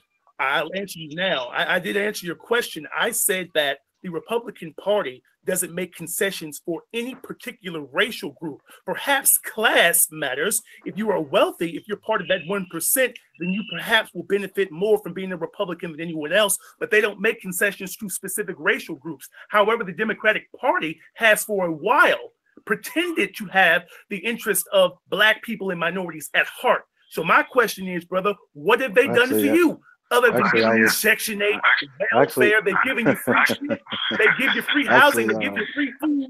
See, I what wasn't. They do is they enable you. They empower you. They enable you. They're college shopping. That's what they've done for years. They have given you a crutch you use instead of encouraging you to pick your own self up. It's actually you have a crutch. It's you who has the crutch. Okay, explain. I don't have the crutch, brother. I don't have a crutch. Because you're a short visionary and your lack of foresight leads you into this hyper individualistic and very shallow and dry mindset. You know, in fact, these issues are better left on the shallow end of the pool where the kiddies play with their bouncy toys in the water. Well, what I'm saying to you is, if you really wanted Black people off of their crutches, the thing that you should have been doing as a so-called Black conservative is being the change that you want to see within the community. And the fact that you are still seeing these things within your community lets me know that you're not being a good enough example for a community to follow. Now the issue is this: if you wanted black women, for instance, off of Section 8, if you wanted Black women off of welfare, the thing you should have been doing is basically getting off your lazy backside, going down to your city council, and forcing your state to force the corporations to pay a living wage. And what that does is how am I going to force that? First of all, as a journalist, I have been to several town hall meetings. That causes you to actually put in some work and organize a constituency to do such that. If you are from the upper echelon of Black society, you owe it not only to yourself, but you owe it to your community to do these things, if for nobody else, at least on your own behalf and for the behalf of your community. You cannot sit here and complain about the dysfunction, the pervasive dysfunction within the community, when it is, in fact, is your lack of participation that contributes to it more than what the so-called gun violence, so-called gang member, the so-called pants sagger, which are all low priorities, by the way, contribute to. Not low priorities because they're a representation of Black culture. What you were doing, no, it's not a representation of Black culture. It's not a representation of Black culture. You think it's a representation of Black culture because you parrot the narratives like the Negro Mockingbird that you are. You parrot those white supremacist talking points that you've been whitewashed with through Fox News and so forth. Hold on. We can't talk over each other. I'm willing to let everybody pull the trigger. You can pull the trigger, you can do it. But I can only have one person shooting at once. I can't have all these bullets flying at one time. All right? I can only have one person shooting at once. We just been joined by brother Faulkner, and brother BjAllenD has also been on. He's been very patient. He hasn't said much. Brother BJ, you got something you want to say? And if you got something you want to say, brother Faulkner, you can say something right after him. I want to give everybody a chance to pull a gag, all right? Yeah. I can only have one brother shoot at once, all right?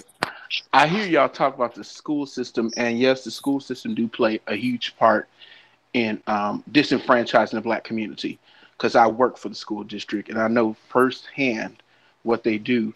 They push the Black boys and Black little girls to the side, and they just pretty much cater to the white people. And just me seeing that firsthand, I had to take my time out of helping the class to focus on these Black boys, especially in the special ed department. And it saddens me because I hear people keep using these Fox News talking points without doing their homework. I have a grandfather that lived through Jim Crow, lived through all these different eras until he was 92 years old. And he told me the biggest disenfranchisement of black community is white people. And that's what it is. And a lot of these so-called self-sufficient black people that do not give back to our community, they talk as hyper individualism, and they keep trying to push that on us. And we need a collectiveness, because at the end of the day, when you talk to a white person, all they see you as is as a nigga.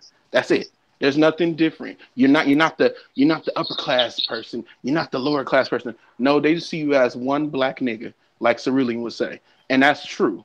Because at the end of the day, the school system is a pipeline to prison for black kids, and nobody wants to talk about that and tackle that. You can laugh about it, but I work in there. It's a pipeline to prison. Yeah, How about shooting the nigga is a pipeline to prison? That's a pipeline to prison. Robbing somebody, burglarizing someone's home, that's a pipeline to prison. In fact, that's a direct line to prison. Can I finish what I'm talking about, brother? You had a whole session to talk. Okay. And if we want to talk about the media as well, reality is perception. I know HMM is a low priority, but what some of the black people are mad about is when the white kid, the white little boy, even though this is low, I'm just talking from standpoint, I mean, just watching it. He has a shirt said King of the Jungle as a lion and a tiger, but the little black boy gets the monkey. Now, at the end of the day, I don't blame white people for that. I blame the mother for that. That's an individual thing, and I'll give you that. But at the end of the day, reality is, just watching stuff is perception, and little kids don't know nothing different. All they see is like, oh, I'm a monkey. Okay, well, that's what they telling me, so I might as well feel like a monkey. And I'm just talking from just that aspect of just a little black boy watching that. That's just it. I'm just saying, reality is perception. Nobody can argue about that. All right, Brother Faulkner, a person who's in the streets, probably in the streets and in the streets more than most of us, I would imagine. Because Brother Faulkner is actually a police officer in Baltimore, I believe. That's right? Officer in Baltimore. So, Brother Faulkner, I mean, what's your take, man, on the violence in the streets? And pull the trigger, man. Pull the trigger. You said about violence in the streets? Yes. It's an interesting subject because it's a two-headed sword. When you give people no options, what are they going to do? They're going to take an option or make one, regardless if it's right or wrong. For example, today, I had a call for CDS, which is controlled dangerous substance, obviously drugs, from a 15-year-old young man. I had two options: lock his ass up, or basically talk to him and give him one last chance and tell him, you have one and final chance. You will be shown no mercy. You fading in and out, Brother Faulkner. You fading in and out. What about now? Do you hear me now? Not really. You still fading in and out a little bit. Second, hold on.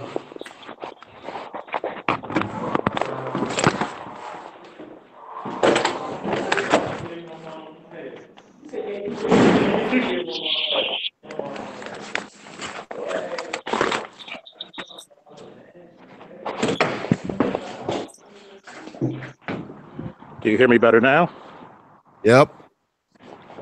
Like I was saying, I had a call earlier today where basically I had a young man, 15 years old, who was found with crack on him. I had two options: lock him up or speak to the young man and find out what the hell's going on with his life and make my decision from not only the people who were responsible for him, which was the Department of Juvenile Services, and also his home life. Unfortunately, you know what his home life consisted of? Neither his father nor mother is his guardian.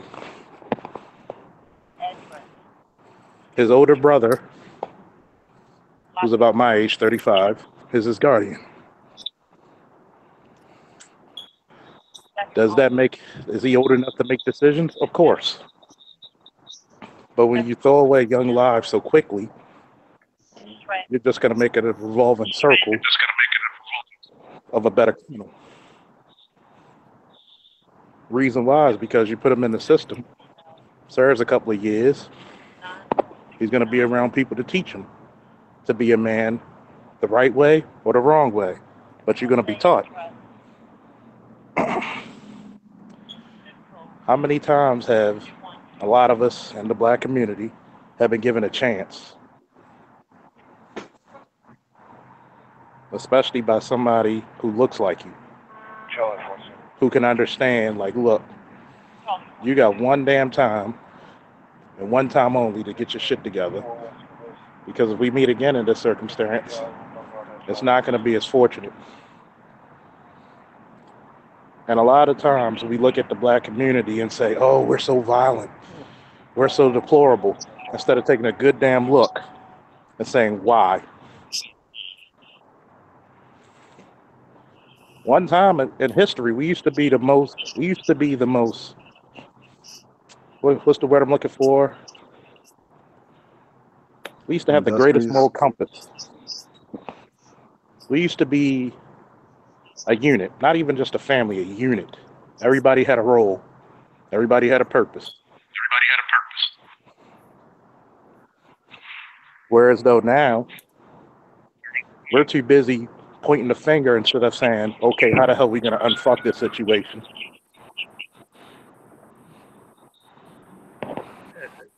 Well, Brother Faulkner, let me ask you this, man. I'm absolutely positive you see more crime than anybody else on this panel. Now, what do you think? I mean, what do you think the biggest cause and eventually effect is when it comes to crime in our streets, when it comes to our brothers getting shot and killed and brothers dying in the street? What do you see as the causes that ultimately lead to these effects from what you see in the street? Because you're out there on the ground with it every single day. A lot of it is caused by, somebody got some feedback. A lot of it's caused by... Mute your YouTube stream. Can you hear me? Yeah, I can hear you. But a lot of it's caused by, one, broken homes. There's no structure. Two, you got to understand, when you have a good majority of your people damn near either in poverty or one check away from it, you're going to create a survival mentality. You're not going to have that mentality where I value you as a human being. It's going to be like that. I got to get mine, and the hell with yours. A lot of people or even can say, I got to get mine at the expense of yours. Exactly. You can scream about drugs, but guess what? If there was no money in drugs, what would be the purpose of selling it? True. Very true. If you gave me an opportunity, because people can build their lives with people can build their lives with money, which they can translate drugs to money. But I've never seen a person rebuild their lives with morality. I've never seen a person rebuild their lives by standing on some kind of a romanticized moral high ground that they believe exists. Like, you could just do whatever you want in this country just by doing the right thing. Being a criminal in America, I mean, it's as American as apple pie. And so we have been subdued by a group of criminals, and we have been incubated in a system created by criminals. And now we have a few short visionaries that are confused as to how all of this dysfunction came to persist. You just think it just magically came out of nowhere while ignoring the underlying causes. I find it rather interesting that people that suffer from this manic self-inflicted shame which really came as a result of being browbeat by the dominant society with all of these self-cannibalizing and falsely contrived arguments, such as black on black crime, which are just weaponized mainstream and manufactured propagandist deflections that white supremacists and white industry uses when obvious racial disparities and injustices are exposed by people who are the victims of these injustices. I'm You know, and it's confused here. So you're interesting blaming because white you supremacists for would this. sit there and you're basically talking nonsense about a finished product. When you have it, when you're talking crap about a finished product, and what it really is because your hyper individuality, what it really is, hyper individuality is a result of pervasive and elusive cowardice. Because it's what it really is. You're scared to face the manufacturer. Somebody has their live feed on. Hold on. Let me ask you this, Corey. Let me ask Somebody you this, has their brother. live feed on Prophet. Huh? Somebody has Who the got live they feed on. kill? You must silence your YouTube feed, folks. You must hit that little button with that picture of the speaker on it. That speaker must have a slash across it. let me ask you this, Brother Haywood. In a perfect world, right? You're a conservative brother, all right? Yeah. Now, I love you to death. I've been knowing you for years, all right? Now, I don't necessarily agree with you all the time, but you're still my man. I don't hold it against you. But let me ask you this. In a perfect world, what would you like to see? What would you like to see us have less of? What would you like to see us have more of? Now, everybody let Brother Haywood talk. This is his thing. I know he says shit that we don't like. He says shit I don't like. Let him do his thing, and I'll let everybody pull the trigger on him because I know he gonna say some shit that's gonna make you want to pull the trigger. So let him get it out, and then everybody can have a chance to pull the trigger. Brother Haywood, go ahead. This is what's best, in my opinion, for the Black community. Individuals need to focus on making themselves the best they can be individually, and that is how the community will move forward. There is no point in waiting for some savior to come down from the heavens and rally the troops and galvanize the community so that we can move forward together. That is not going to happen. A man tried that already. His name is Martin Luther King. And guess what? In 2018, we're still exactly where we were before, perhaps even worse off than we were when he was alive. People need to focus on themselves and making themselves better, improving their own lives. And if that happens, the Black community will advance. That is the key. It has nothing to do with us being a united front. We need to be focused on individually pulling ourselves up. And oh, I hear someone laughing. And I like that you are laughing. Mike, I'm amusing you right now. So I want you to actually listen and learn. You see, it's funny that all four of you, I believe four of you believe that Black men are somehow, we're so oppressed and we suffer from such low self-esteem, and it's all stemming from the racial discrimination that we encounter on a daily basis, and we can't help but lash out in a violent manner. Really what you're saying is that Black men are weak, that we lack the fortitude, that we lack the internal fortitude, not only to ignore what's going on around us, but again, to hold ourselves accountable for our successes and for our failures. What you're doing is pointing the finger and shifting blame. How can you blame white supremacists for the violence that takes place in the Black community? Who's putting the guns in these young boys' hands? Okay, who and I can even go back to the crack who's influencing the economic who's influencing the economic suffocation to where the young boys are convinced that this is their only option to pick up that gun. The fact is, that's why their parents are important. That's why their mothers and fathers should be telling them there is more for you in life than gang violence. There's more for you in life than just how can they tell them that when there is no how can they tell them that when there is no substantial evidence of it within their immediate vicinity? There's this is just romanticized gibberish. Hold on, let him finish his point. Let him finish his point, then y'all can pull the trigger. Hold on. All anyone has to do in this country, away from high school, having illegitimate children, and hold on to a goddamn job. Those are the top 3 things any individual has to do to achieve some level of success in this country. Now, as far as now, hold on. Now, we all know that black men are failing as far as the illegitimate children go. We know that. Okay, we're giving birth to bastard children day in and day out. There's a bastard black child born in this community. It's constant. Let's talk about the high school graduation rate. Now, it has improved over the years, but it can certainly be improved even more. As far as holding a job is concerned, we need to get a lot of these cats off their asses and in the employment line or the employment office to find a job in the first place.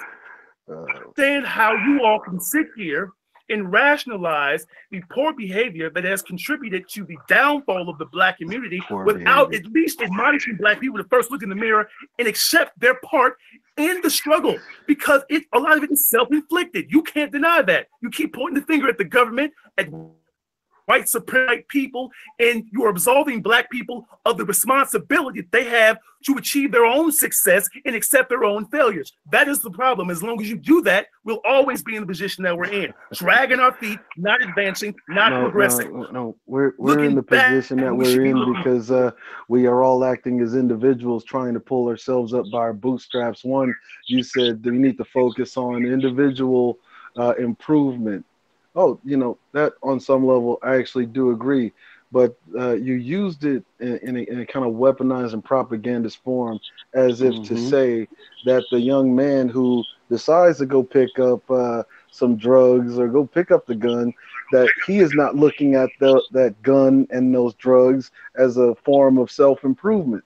Because how we measure success in this country and how we've always measured success in this country is not by how moral we are, but how many dollars we got in our pocket. You're talking about an employment line that just simply doesn't exist when considering that this country has exported more jobs than it has ever created in the last 25 years. So we can stop with the the bootstrap argument because we know that it's falsely contrived. We are talking. Hold on, let's Cerulean everybody. Let Cerulean do his thing. Hold on. We can stop with the the Mockingbird routine and the whole man-tan tap dancing thing, but let's just keep it honest. This is what you are saying is a romanticized fallacy. There's more jobs that are being exported out of the country. When in fact, this is how China has gotten nearly 70% of the world's manufacturing jobs, is because America, which was permitted by the government, which you are so against, allowed them to do. And that's the issue, because once again, you don't know how the country really works. You think that self-improvement means standing on some kind of apex of morality, and how we measure success, once again, is by the dollars in a pocket. How can you sit there and tell a young man who decides to go and pick up a gun and some drugs that he's got more, there's more to that than life, when he does not see any evidence of it within his immediate vicinity? You're sitting there telling him to do something that you've been doing hard work and you've been trying to lift yourself up by your bootstraps, and he's picking up these drugs and this gun and is advancing farther than you within a shorter period of time of you doing that. And the way I view a person who does that is a person who is picking up themselves by their bootstraps, because they're taking what has been dumped on them and making something of it. But that's not really poor behavior. I would get into that, on another hangout, but that's not really poor behavior. What it is that everything that you've brought up here is just basically Mockingbird talking points. You're parroting So you're encouraging black people to break the law. You don't know how just admit it. You don't know how a government works, which is why you're focused on individualistic aspirations and not on collective aspirations, because you don't really know how to do any of that. You see, you're talking about now it's so interesting that you would say individual improvement, but you would align yourself to conservative and Republican views, which has actually done more to disadvantage us. And once again, I actually gave you the reference material that you need to research this in order for you to have a better understanding of what I'm talking about. Is Alexander P. Lamas, once again, Alexander P. Lamas wrote The Two-Party South. In 1981, he interviewed Lee Atwater who's told you exactly how the Southern strategy works and why two of the most highly populated red states, Alabama and Mississippi, ended up in the position that they are economically, which is why you have California's weed industry basically subsidizing some of Alabama's government and economy. Why is that? Because that's a red state. That's a Republican conservative red state that has basically used government policy in order to disadvantage a few, which are the blacks, by rezoning parts of the city, which robs their community of its tax base and puts it into white communities that and before you know it, as the black well-to-do blacks that are within that city eventually become black man is selling crack in the corner that he's thinking about this. Everything that you mentioned, do you think a black man is thinking about this? That's because it's up to people like, and see, once again, this is why I called you.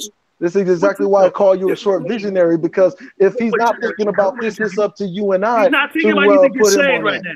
He's not thinking about anything you're saying. It doesn't matter if he's thinking about it. It's up to you. It's up to you to put the seed into his mind so that he does think about it. But you see, the thing is that you're a short visionary, so you don't understand these brothers that I basically set down before you. We can't hear either one of you guys' points if both of y'all are talking. We can't hear either one of your points. I mean, it's just I mean, I want y'all to say whatever y'all want to say. I don't censor the people who come on this show, but I would like to hear what you brothers are saying. I mean, I can't hear you, brothers. If both of you are speaking. It's up to us to give these brothers these views instead of sitting here trying to demonize them. It's up to us so that they would have that understanding. They don't have it. They're not thinking about it because they don't see any direct evidence of it. You're not being a good enough example, but you're saying all of this stuff about self-improvement and individuality, and they don't even see a good enough example in you as an individual that they should be following. Hold on. Let me respond. I grew up in the same neighborhood. Hold on. I grew up in the same neighborhoods as some of these young men have. I grew up in the same neighborhoods. I've seen the same things, and I've been faced with the same challenges. When you say that they don't know that there's another way, that is bullshit. And I'm gonna tell you why it's bullshit. It's because we live in the information age, and all you have to do is click a fucking button, and you'll be exposed to a different way, to a different world outside of your own. Aren't you negating aren't you killing your own argument? You're saying stop depending on the government. Then why are you telling them to depend on other white mainstream media I just said to you, hold on. outlets? To depend on other white media outlets to provide them with another view. White media outlets, first of all, once again, what you were doing is blame shifting. As if white people are twisting their mustache in the dark and they wake up every day trying to find new ways to oppress black people, as if we actually matter. Oh, they don't have to twist their mustache in the dark because they have brothers like you who will act as the surrogate for them and twist their mustache and shine their boots and iron their clothes and bake them butter biscuits. Oh my God! So what I'm telling you, so as the hyena cackles in the background, allow me to respond to what you just said here. Oh, you throwing shots? What you're not understanding? You throwing shots? What you're cackling? Are you not? I'm laughing. I'm not cackling. I'm laughing. You're cackling. That's what it sounds like to me. Right. So let me respond to both of you. I'm gonna be respectful and not call you no names, but you just called me a name. What are you gonna call me? What are you about to call me? Where you going? I'm not finna go there with you. That's what I'm. What I think we have here is what I see here is someone who's really not that serious. You don't believe anything that you're saying because you named your book Coon Flakes, which is a provocative term in order to get a bunch of sales, and we already know that white folks love black dysfunction, and it's going to become a big seller thanks to white Zaddy, who's going to buy that book in mass. I don't think you're serious. Hold on, I can't hear anybody. I want to hear you, brothers. I do. I'm muting, Brother X. But it's hard to hear you if all of y'all are talking at once. All right. Let me respond hold on. to you both right now. Brother Faulkner's been really, really patient. He hasn't jumped in. He hasn't said anything. Brother Faulkner, you got something you want to chime in on, brother? I'm gonna give you a picture of this, of what I'm doing right now. You ready, fellas? You ready? Yeah, we Pull ready. the trigger. Pull the trigger. You know, that's my handsome mug, but just look at this. You see this? If I can actually get the screen. I don't see anything. Matter of fact, I'll do it the old school way. See this?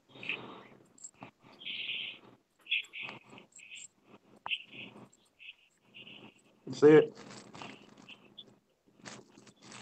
Okay. A little bit of this. You see it? This is enough to change a young man's life. And we sitting here talking about why people need to be responsible. Guess what? Instead of saying why are people irresponsible, I mean, I would love to hear the brother Cory's solution because guess what? I would like to provide you. When he was Let talking me about, give you the solution. hold on.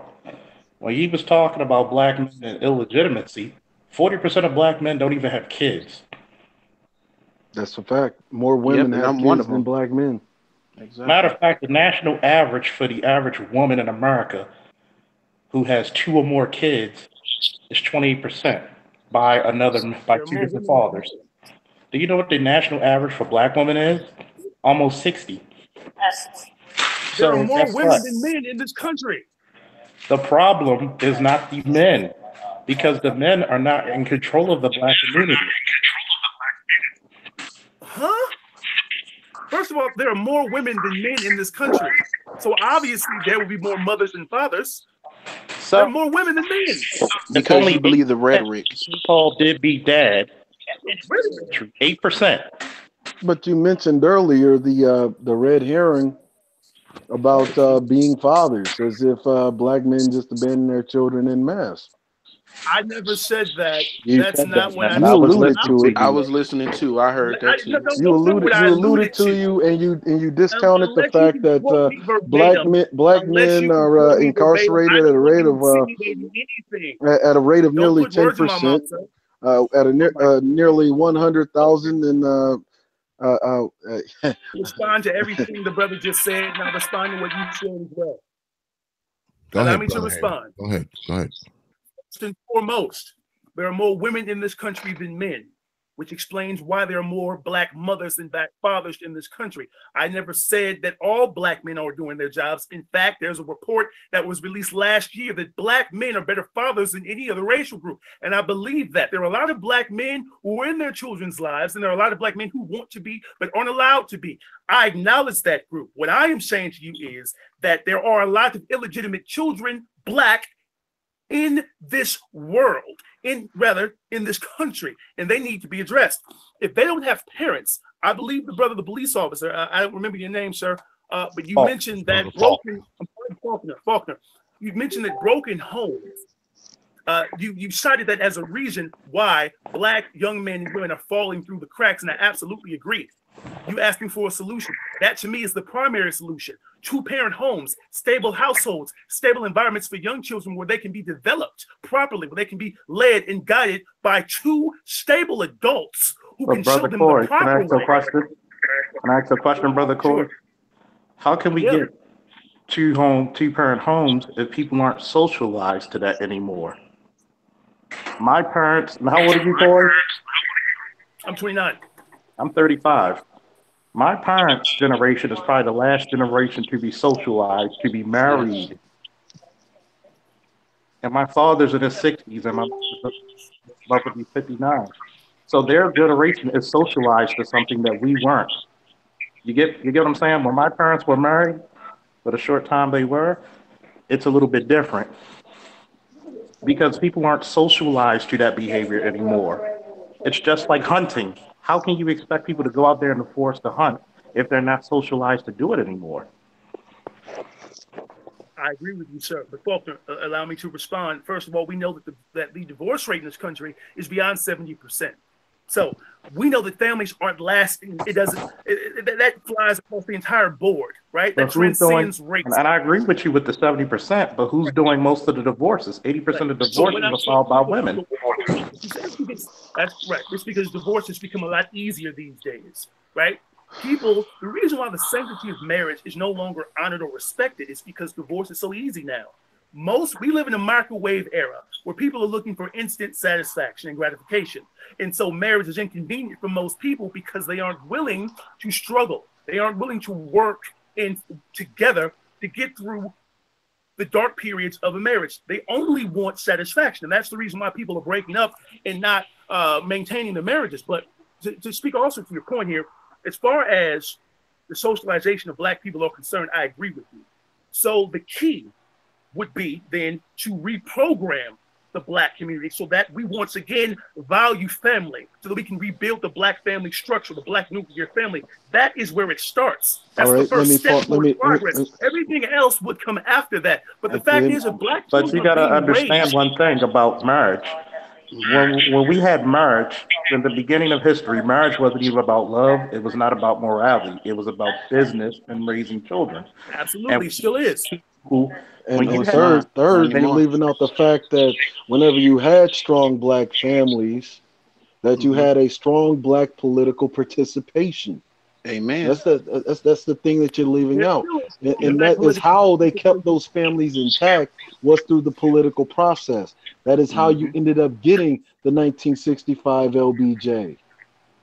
Right. Okay? Are you saying that Black people are not politically active? We are just as politically active now. No, you're politically lazy. You're politically lazy as short visionaries, in which you're politically active, but you do. I mean.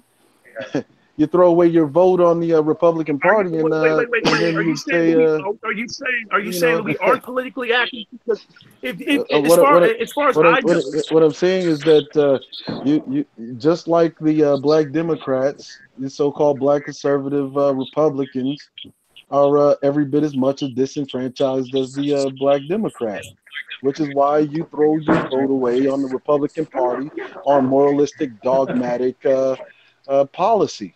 Which is, it's the same thing. It's still but you're not active as in the sense that as a political unit. You're all over the place. Let me tell you what the problem is. Here's what the problem is, and because I can tell you that you just like many other matter of fact, if you want to hear real Black conservatism, go over to the esteemed Jason Black or to Mr. Research Q. Those are real Black conservatives with real Black solutions for the community. I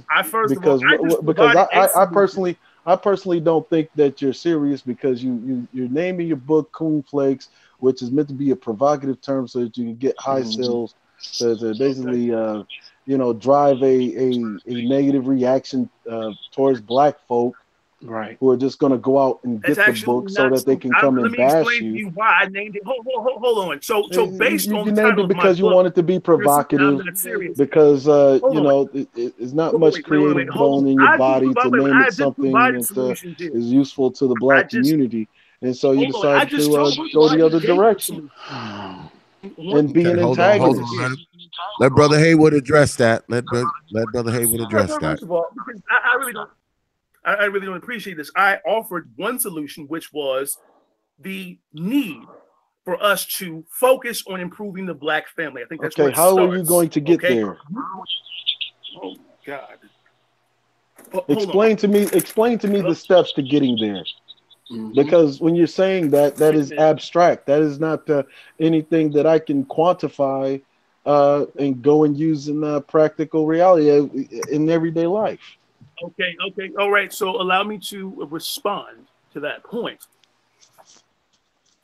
People in positions of influence, rather than pointing fingers and shifting blame, right, and perpetuating a narrative and a spirit of victimhood within the Black community, if they would hop on their bully pulpit, if they would use their platforms to encourage Black families to actually stay together, if they would encourage Black men to stick by Black women and vice versa, if they would encourage Black children to have an appreciation for learning, if we would go back to the traditions and values and morals that were the foundation of the Black community in the first place, then perhaps we would actually get somewhere. But the problem once again, this is a romantic.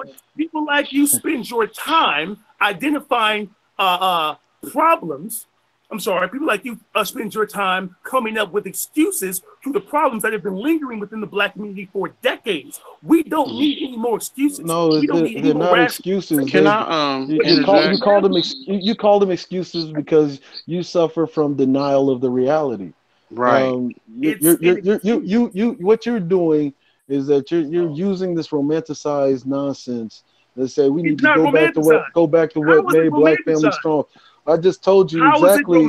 I just told you what made Black families strong, even coming out of slavery, all throughout Jim Crow, in which Blacks always had a strong political participation rate, in which they didn't just throw away their vote and go to the voting booth just so they can get a button, like the way the kindergarten teacher would give you a sticker and saying, "Oh, I voted," or the same way that a dentist would give you a sucker and say, "Oh, aren't you so glad you got your teeth fixed today?" The same way they give you a button. "Oh, I voted Republican today." Just the same way that kindergarten teacher would give you a sticker for you taking a nap for 3 hours out of the day. Section 8, you're giving welfare, you're giving food stamps, you're giving every opportunity. Okay. Let me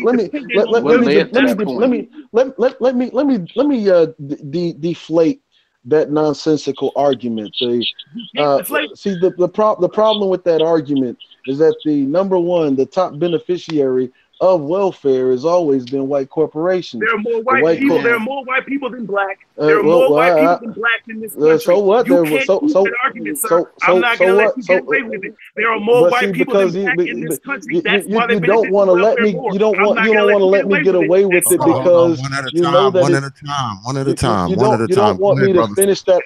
You don't want me to finish that argument because you know it's a lazily proposed argument.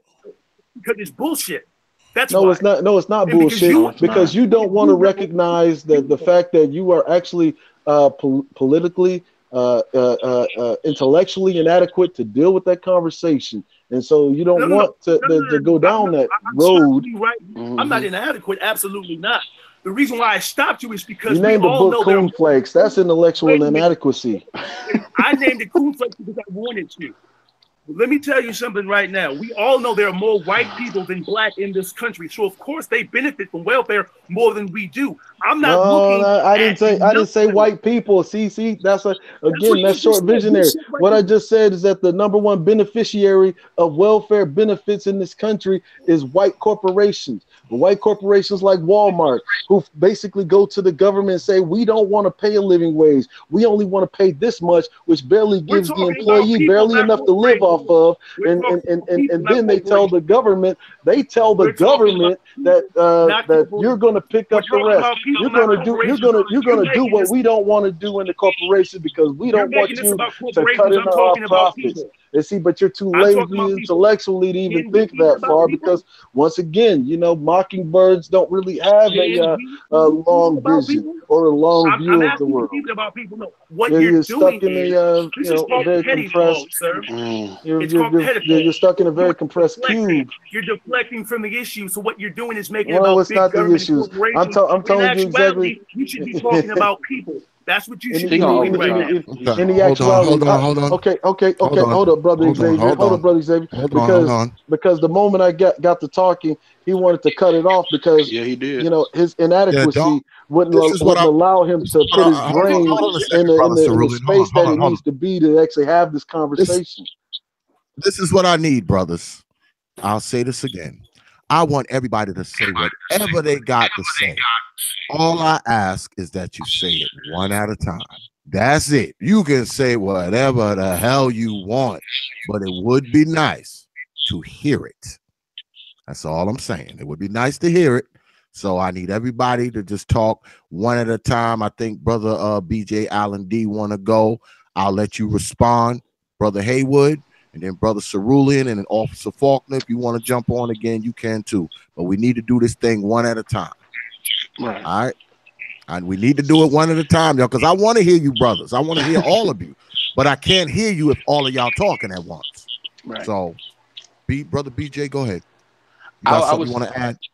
I wanted to add, you know, what he's saying is very true. You know, we do need both parents in the household. But like Charles says, the socialization is messing us up. It's crippling us.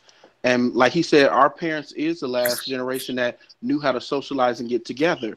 But we do have these different structures that's attacking our community all at one time.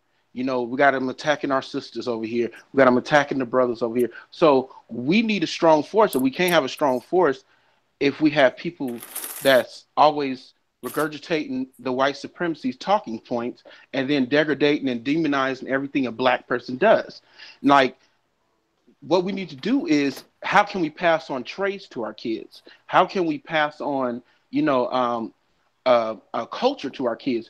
We can't pass on culture to our kids. We keep demonizing every little thing that they're doing and every little thing that they're saying. We got to go back to the source. What's causing these problems? You know, who has the money? Who are these people that's pushing this propaganda on TV? You know, who's pushing in the music? We're not talking. We're always talking about the artists. We're always talking about love and hip hop. Who's doing it? Who's the strong arm behind these companies? You know, and I hear what Cerulean saying, because at the end of the day, you know, these companies have a big foothold in our culture.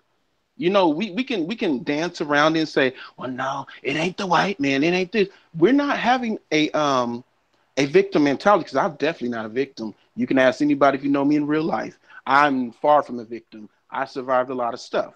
So my thing is this: I'm not practicing individuality. I'm practicing as a collective, as well as being an individual in that collective. And that's what the problem is. We have too many people that just want to be individualized and not be a part of the collective. Because all I keep hearing is individual. If this person do this, if this person do that, what about as a group? How can I pull up my brother? I'm doing well now. How can I help the next brother? You know, at the end of the day, we keep talking about what we can do for our own selves. What can we do as a community? How can we get our foot in the door good enough? That's my thing. You know, instead of just demonizing us, well, brothers, they have an out of wedlock birth. Who cares? If they're the best fathers, then why we keep hearing about this? Who cares? Yeah, why we keep hearing about? Why we keep demonizing? Who cares? If you know the divorce rate is high, wait, hold on. If you know the divorce rate is high, and you know sisters are leading them divorce rates, then what's the problem? We need to go to the root problem. We can't keep demonizing folks. We need to know what's stopping folks from staying together. That's the problem I'm having with a lot of black people. We want to keep pointing fingers at one another. What is stopping us at the end of the day? What's breaking up these homes? I'm going to ask Brother Cory that. What is stopping us from keeping these homes together? Brother Haywood? I can. Okay. Well, to your point, you call it demonizing. I call it highlighting very serious issues that we have yet to resolve. That's what I call it. You accuse me of spouting white supremacist rhetoric. Well, I can easily say that you all have been spouting black apologist rhetoric. There's no difference. You stand on one side of the aisle, I stand on another. That doesn't necessarily mean that you're wrong and I'm right, or vice versa, but we are all regurgitating information that has been disseminated for decades. And as far as your point about the collective working together to advance, we have been trying to do that for decades. Again, I mentioned Dr. King. He encouraged black people to work together, and it's 2018, several decades after he was assassinated, and we are still in the same place. When I say that individuals need to improve themselves, what I mean by that is black men and black women need to improve themselves, to put themselves in positions to help others. You can't help others if you can't help yourself. If you don't have the resources to help others, how can you be a help to your community? So that's what I mean. If you don't have the resources to help yourself, how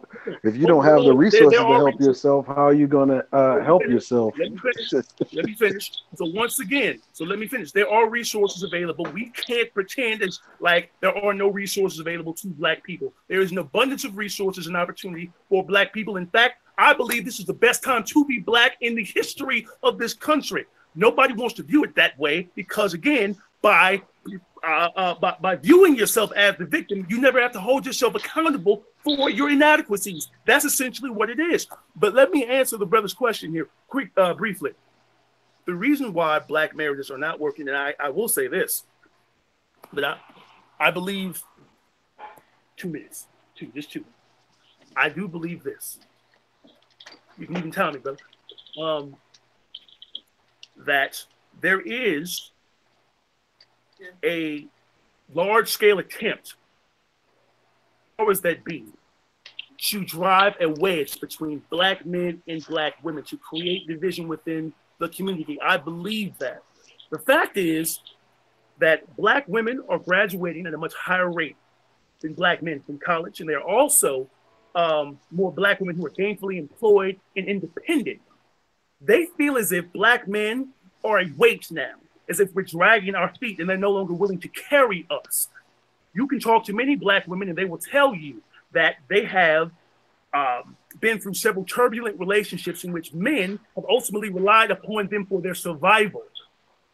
And they are tired of carrying Black men. And they are choosing now to either go through life individually without being married at all, or they're choosing to date outside their race because they've been convinced. They've been convinced that dating white men would give them the opportunities and would give them the life that Black men cannot provide. That is why, or at least one reason why the Black family structure is crumbling. Go ahead. I love you, Cory. You know I love you, man. You know I love you. Got nothing but love for you, but I got to debunk your shit a little bit.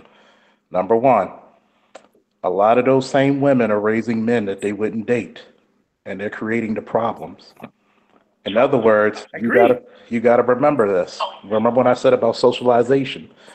The problem of having a single child, being a mother of being a single mother, is that number one, when you have a son, who the hell's going to teach him about masculinity? Who's the hell's going to teach him about how to be a Black man surviving in the world? It surely is not going to be that Black woman because the world looks at her differently. She's much more I agree. Then on top of that, what is the old adage? Black women teach their daughters but love their sons. How many times have I been to calls where my 35, 45, 55-year-old son is messing up the house and he has a temper tantrum and he doesn't do anything in the house because you fucking allowed it. Because guess what? When you talk about men, there's the adage to that. Nobody can love you like a mother, but nobody can build your confidence like a father. So they actually choose and actually valued their wombs instead of letting every Tom, Dick, and Harry up in them. You wouldn't have those issues when it comes to masculinity. Two, the one I agree. man can't get them, they cannot make a Black woman feel white. Because guess what? That Black man will never understand the issues, the struggles, and the victories of being Black. So, and by the way, 84% of Black men are still married to Black women. 94% of women are married to Black men. So who the hell's still marrying our women? And by the way, we're more married. There's more married Black men than Black women. Amen to that. So that statement is debunked right there. Amen. We talk about the Black man rising. How the hell can I build a castle? Ask me why Black families are failing. Well, I was only tackling what you're talking about. You went on about that. When they talk about Black men building, if I'm building a castle brick by brick and you taking the bricks away from me because you're strong and independent and you want to challenge every damn thing I say and do, how the hell can we build a community when you begin the person who's against me? Not all Black women, but too damn many. Remember, I agree with you. Two things a woman can do to a man. You could either make me feel like Superman, or you could be my goddamn kryptonite. But this, let me say I totally agree with you on that. Hold on. Let me say this. I'm a Black man myself, right? I grew up in a nuclear family. I was raised by a hardworking man. I mean, he taught me pretty much everything he knew. And I still went out there and screwed up. I went to school with white folks. I went to college with white folks. Shoot, I've even had my run-ins with the law. So I've seen it from both sides. I mean, I came from a good, stable home. I wasn't raised in poverty. I wasn't the product of a baby mama. And I still went out there and smoked weed and drunk liquor and chased hoes and got locked up. All of that. I did all of that. But at the same time, guess what? I got a baby mama too. Just like many other brothers do. I got a baby mama too. But on the other side of that, I was a brother who caught a break. All right. I had opportunities that other brothers didn't have. All right. I had opportunities that other brothers didn't have. And I look back on my life now, and I look back on my life, and I look at my life now. I mean, what I'm doing now, I probably should have been doing when I was in my 20s. Okay. I have my own business. I got lucky. I found a good woman, married her. She's willing to put up with my shit. I'm willing to put up with hers. We live a decent life. All right. I'm not rich, but I'm far from poor. I live in a middle class neighborhood, and I drive a nicer car than most of these white folks who live around me. Okay. But what I also understand is that I am not apart from the problem. I am within the problem. That's why anybody who looks at any of the shit that I've ever created, any of the videos that I ever made, any of the streams that I've ever had, when I talk about black folks, I don't say them, those people. I say we. Yes. Us. You know why? Because my black ass is in there too. I'm not apart from black folks. I'm not above black folks. I'm not separated from black folks. I'm not. Now, when it comes to niggas, I do separate myself from the nigga shit now, because I don't partake in it. And when I say I don't partake in it, I say I don't partake in it anymore. Because guess what? Those niggas that we talk about, I used to be one. Yeah, I used to be one. All right. So I know what it's like to be a nigga in the street, selling dope, carrying guns, robbing folks, stealing cars, all of that shit. But I also know what it's like to be a responsible black man, to be a responsible husband, be a responsible business owner, and be a responsible father. So I see both sides of it. And I look at myself as a person who happened to have gotten lucky. Okay, a lot of the people that I grew up with are either dead, on drugs, or in prison. I caught a lucky break. I got lucky. I made a few better decisions than other brothers, and that's what put me in the position that I am now. But you will never hear me say them, they, those people. No, whenever I talk this shit, I say us, we. Because I'll say this again, my black ass is part of it too. I just happen to make a few better decisions than other brothers that I know. That's all. I just want to put that out there. Right. And that's the thing. I think that's a huge issue that we're having. A lot of brothers are trying to disconnect themselves from the black community. And I'm not saying what Cory's doing. I don't know what he's doing over and wherever he's at. But I'm just saying that I hear a lot of brothers use all this talk, and they sound just like that. Like, oh, it's them, it's they, and it's Pookie and Ray Ray. And I'm like, okay. And a lot of times it is, I really believe, that they're upset because they wanted to be Pookie and Ray Ray when they were growing up at one point. Like you had your time where you were Pookie and Ray Ray, Professor X. And it's funny that you say that you was on both sides, but you still say that we. A lot of people don't say that we. They say, oh, it's them. Oh, I can't stand them. And da-da-da-da-da. Yeah, I may not like what some of the brothers are doing, and I may think some of the stuff they're doing is irresponsible, but we can't all just throw them away. We almost throw our community away like they're nothing. And I'm not saying that all them brothers are doing that on that side, but it just comes off like they're very pompous and like, oh, I don't like them and this, that, and the third, and this the problem, that's the problem. What can we do to fix it? That's my thing. Are we helping these young brothers? Because I am. I'm in the school district. I help them on my extra time. I talk to them. I go visit them. I'm not separate from them. But a lot of times, these brothers get successful and throw up a brick wall. Well, this is the thing, brother BJ. This is the thing. I have my issues with some of my people. All right. That's why I started this platform. I started this platform because the issues that I have with some of my people. Now, mind you, some of my people I don't want shit to do with. Right. And that's a fact. I don't want shit to do with some of them. I just don't. And I'm pretty sure every one of us on this panel have people that we don't want shit to do with. Of course. That's just a fact. That's just a part of being black. But at the same time, we can never get to a point where we feel like we are above them. Yes. Better than them. Well, can I whisper? Can you hear me?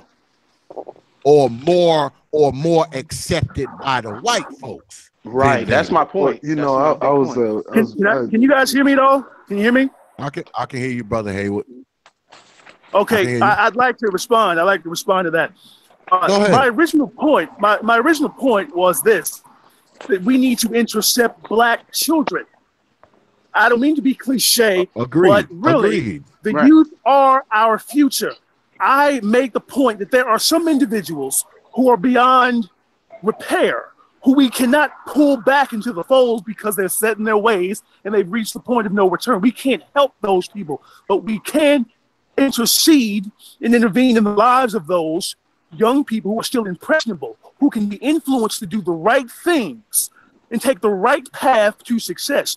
The brother mentioned that young people feel as if they don't have an alternative other than violence and drugs. That may be the case, but it is up to men like us who know better to teach these kids to do better. And that has always been my point, as opposed to telling these kids, well, you're victims. You're oppressed by a system, a magical, invisible system that you can't see, that white people are holding you back, instead of inculcating and indoctrinating them with these false narratives that they can't do more, that they're no more than victims. We need to tell them that they are capable. Brother Xavier, I've been waiting to talk, and go ahead, Professor. Go ahead, Brother Cerulean. Go ahead, Brother Cerulean. Let me address this this victim thing that he keeps bringing up. And this is how I know that he just basically is feeling a self-inflicted shame from being browbeat by white society, in which once you put your cards on the table, they tell you, oh, stop playing the victim. Now you have to ask yourself exactly what is a victim. Textbook definition is a person or a group that is harmed, injured, or killed as a result of a crime, accident, or other events or actions, whether voluntary or involuntary. There's a person who has been forced, tricked, or duped into any situation, event, or status, with an emphasis on status, unbeknownst to said person. And you're talking about people who did not create their situation but inherited it. How did they inherit it? Now, see, the thing is once again, we go back to the whole how we measure success by white dollars. Now, I would ask Cory, because normally when I would engage people like this, if they can't answer a simple question like how many people does a potato feed, I don't even bother engaging with them. You see? What? But you're talking about a group of people that have been disenfranchised, and yes, I agree with that. Let's intercept the kids. Let's do that. Okay. Brother Haywood. But see, the issue is the political arrest has been completely ignored.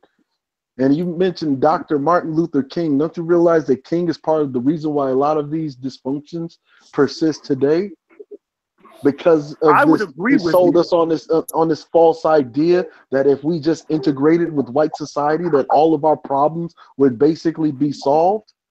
Yes, I agree with you on that. And what happened was that let down the shield that once protected us from contracting a lot of the illnesses that crossed over into our community, and now we are affected by it. Once again, allow me to reply. Go ahead, you let know, him respond. Allow me to reply. Let him respond. Allow me Brother to Cerulean. reply. I agree with your point about Martin Luther King. Absolutely. Once again, I mentioned this earlier tonight, this evening rather, that when black people, when our backs were against the wall, when we were actually required to work together, you see there's a difference. Right now, we live in a time where the atmosphere isn't as severe. It's not as intense as it once was in terms of racism. You see, we have been given an opportunity to relax, and that's why we have failed to advance. It is only when we are faced with it. But hold on. It's only when we are faced with adversity, that's when we rise to the occasion. And that is when we have seen throughout history, black people actually achieve progress. So with Dr. King, you're right, he did throw a wrench in that because he encouraged, he convinced black people that integration was what we needed, when in fact, that was the last thing that we needed. And I would say, and you know, Brother Haywood, and I think that you know, even you, due to King's actions, suffer some integrative illnesses. But I would ask you this, you know, do you pay federal taxes? And if you do pay you pay federal taxes, yes? Yes. Do they ask you for those taxes before they take them, or do they just take them?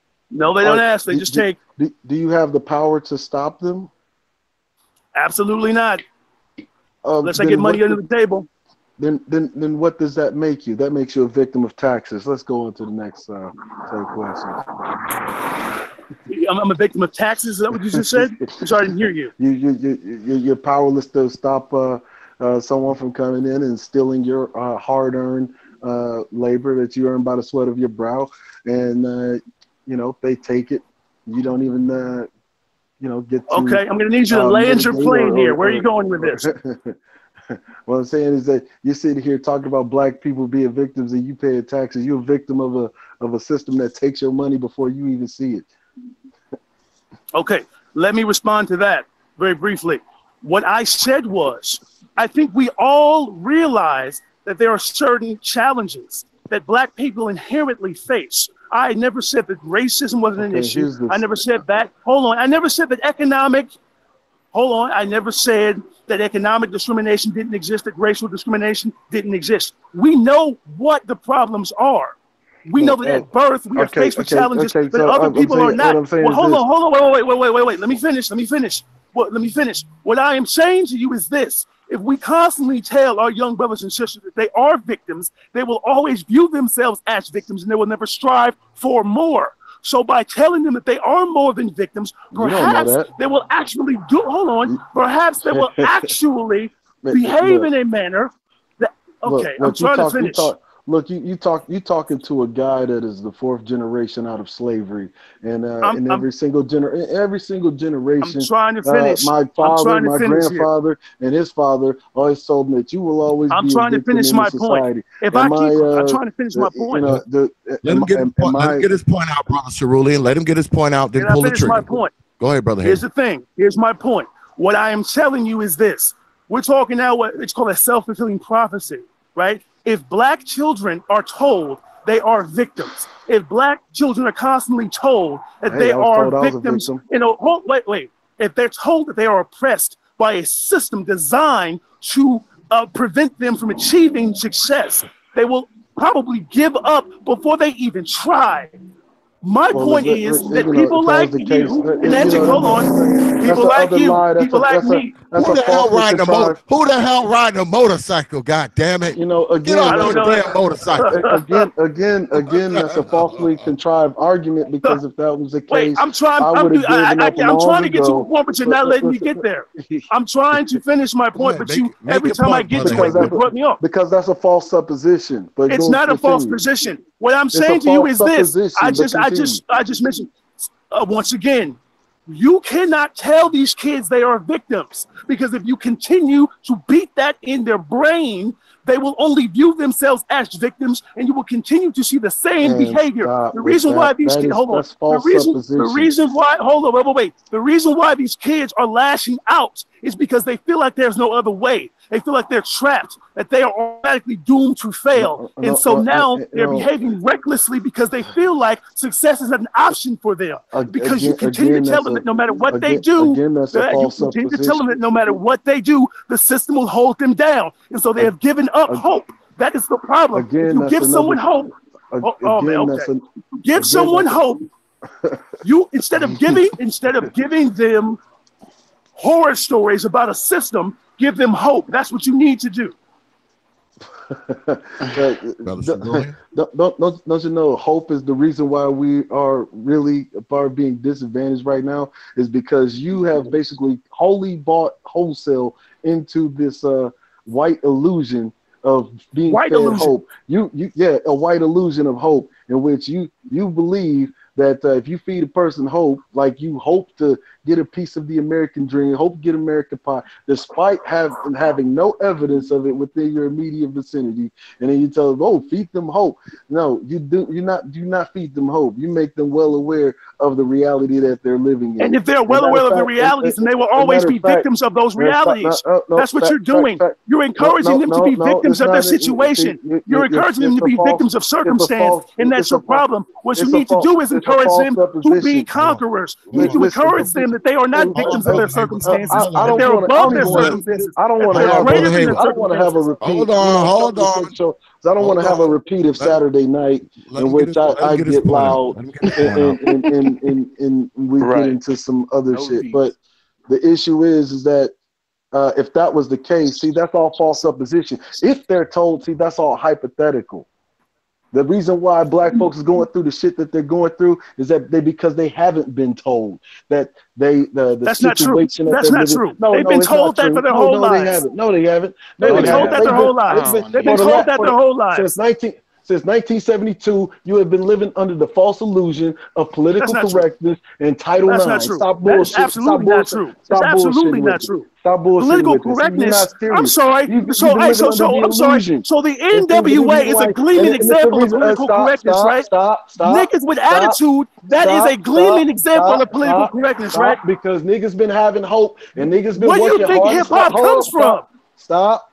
Where do you think hip hop comes from? Let's think about hip hop culture. Is that an example of political correctness? Stop with all the falsely contrived. I'm asking you, where does hip hop come from? It doesn't matter where the fuck it comes from. It doesn't matter where the fuck it comes from. What matters is that you have it. Where does hip hop come from? I'm asking you that. Where's hip hop come from? Is that an example of political correctness or self-expression hip hop? Which one is it? Since 1972, you just said since 1972. The false illusion that you can just work hard and get where the fuck you need to be at. Why was hip hop born? I'm asking you. Can you answer the question? The matter is, if we've been politically correct since 1972, stop, man, stop interrupting. Ask me. Answer the question. I let you talk and I let you go on this whole flying monkey tirade, and you sat there talking that nonsense, and now when I'm getting ready to get in that ass, now you want to start talking over. You're giving me bullshit. It's because you're giving me bullshit. It's because you're giving me bullshit. Kids are rebelling is because fuck niggas like you. It's because you're full of shit. That's why. That work hard. You're full of shit. You've been telling them to work hard. You're full of shit. That's what it is. That's the problem. Bootstraps, and that's exactly what the fuck these kids have been doing. You're full of shit. What you do is you sell them bullshit. Matter of fact, my father is 75 motherfucking years old and still fucking working a job. I don't want to hear that. You sell them bullshit to keep them lost. You sell them bullshit to keep them lost. You want them to be lost. You want them to be lost because you're lost. You want them to be lost because you're lost. That's what it is. You're lost. What is? You want them to be lost because you're lost in the mind. You want them to be victims because you're a victim. You don't have the foresight. You don't have the foresight. That's why earlier I know you don't have the foresight because earlier in the show you said, "Oh, I'm no discriminator of who's going to get it." Because see, that's a short visionary tactic because you cannot see any further than the tip of your dick. Now I don't even want to hear none of that other fuck shit because these niggas have actually been working hard and then they've been finding themselves still mass incarcerated. What I'm encouraging them to do is not be victims. Hold on. Because I don't want to have to start muting, brothers. I want to have to start muting, Negroes like Corey have been selling hope, and they have not been getting to where the fuck they need to be. Hold on. They have not been getting He's where the still fuck they talking. need to be, I and wanna- because of his I wanna do- I'm intellectual going and to- political laziness, he has not used the platforms at his disposal to create He's still opportunities talking. for I'm not those young talking. brothers. Hold on. I'm still talking because you interrupted me for the last 3 That's fucking because you're minutes full of that I've been shit. That's talking. why. I want everybody to just fall back. I want everybody to fall back for a minute. Because you're an unintelligible Calm down. asshat. I'm Hey, going he to specializes go. in bullshit. Hold on. I'm going to go to Brother Faulkner because Brother Faulkner has been really patient. Brother Right. BjAllenD has been really patient too. When I was really patient, this dude went on all his talking points. I understand, Brother All this Cerulean. I foolishness. understand. You and He's a Corey, I bullshit artist. have to get on both of y'all because y'all be interrupting each other. I have to He's get a on both of bullshit y'all. artist. But I'm gonna fall back. I'm gonna let Brother Faulkner talk, and y'all just kind of calm A down a little a bit. bullshit artist. I'm You gonna let got You're a half bullshit right. I artist. am talk a an little bit. artist. Hold I am an on. Put the Hold guns on. down. You're just living in your your And you white got illusion of Minion denial. laughing in the You know? background. You're a bullshit artist. Wow, I Hold said on. put the guns down. I ain't Oh say no, nothing I'm about laughing. I'm I'm laughing gonna have at to you, not mute with y'all, you. man. Wow. Don't make me mute you, brothers. Don't make. I don't want to have to mute you, Brother Faulkner. Brother Faulkner. Yes, sir. Do you want to weigh on this? I'm gonna let Brother Haywood calm down. Let Brother Cerulean calm down. Take a sip of tea or a sip of Jack or whatever they got to do. That sounds While good to me. Tell him to get you some go ahead toilet and paper. chime. That's what he While you needs go, to wipe oh up that God, bullshit. See, Brother, people don't Brother know Haywood, that Brother Haywood, calm down, I'm man. sorry. Calm down. Brother Prophet, a lot of people Go don't ahead, know Brother the fact that the name Cerulean Gray, the gray is Go ahead. short for the Gray Hulk. So, so a lot of people don't know it's short for that one. But see, this is the problem. I'm a realist. One day, I'm going to have to sit my 10-year-old son down, in some parts I actually did, and tell him the world is not fair. It's just a rule of law. If I go and tell them that you pull yourself by the bootstraps, but there's motherfuckers who can fuck up and have the liabilities to fuck up and still make something of themselves, it would be wrong for me not to educate him on that.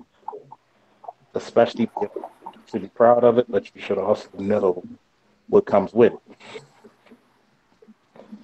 You feel me? A lot of people don't understand that concept. I will never tell somebody they're a victim. The only reason you're a victim is because you want to be. Myself and Brother Cerulean agreed on these three things black people don't give a fuck about. One is education, two is black boys, and two is being the hero of their own narrative.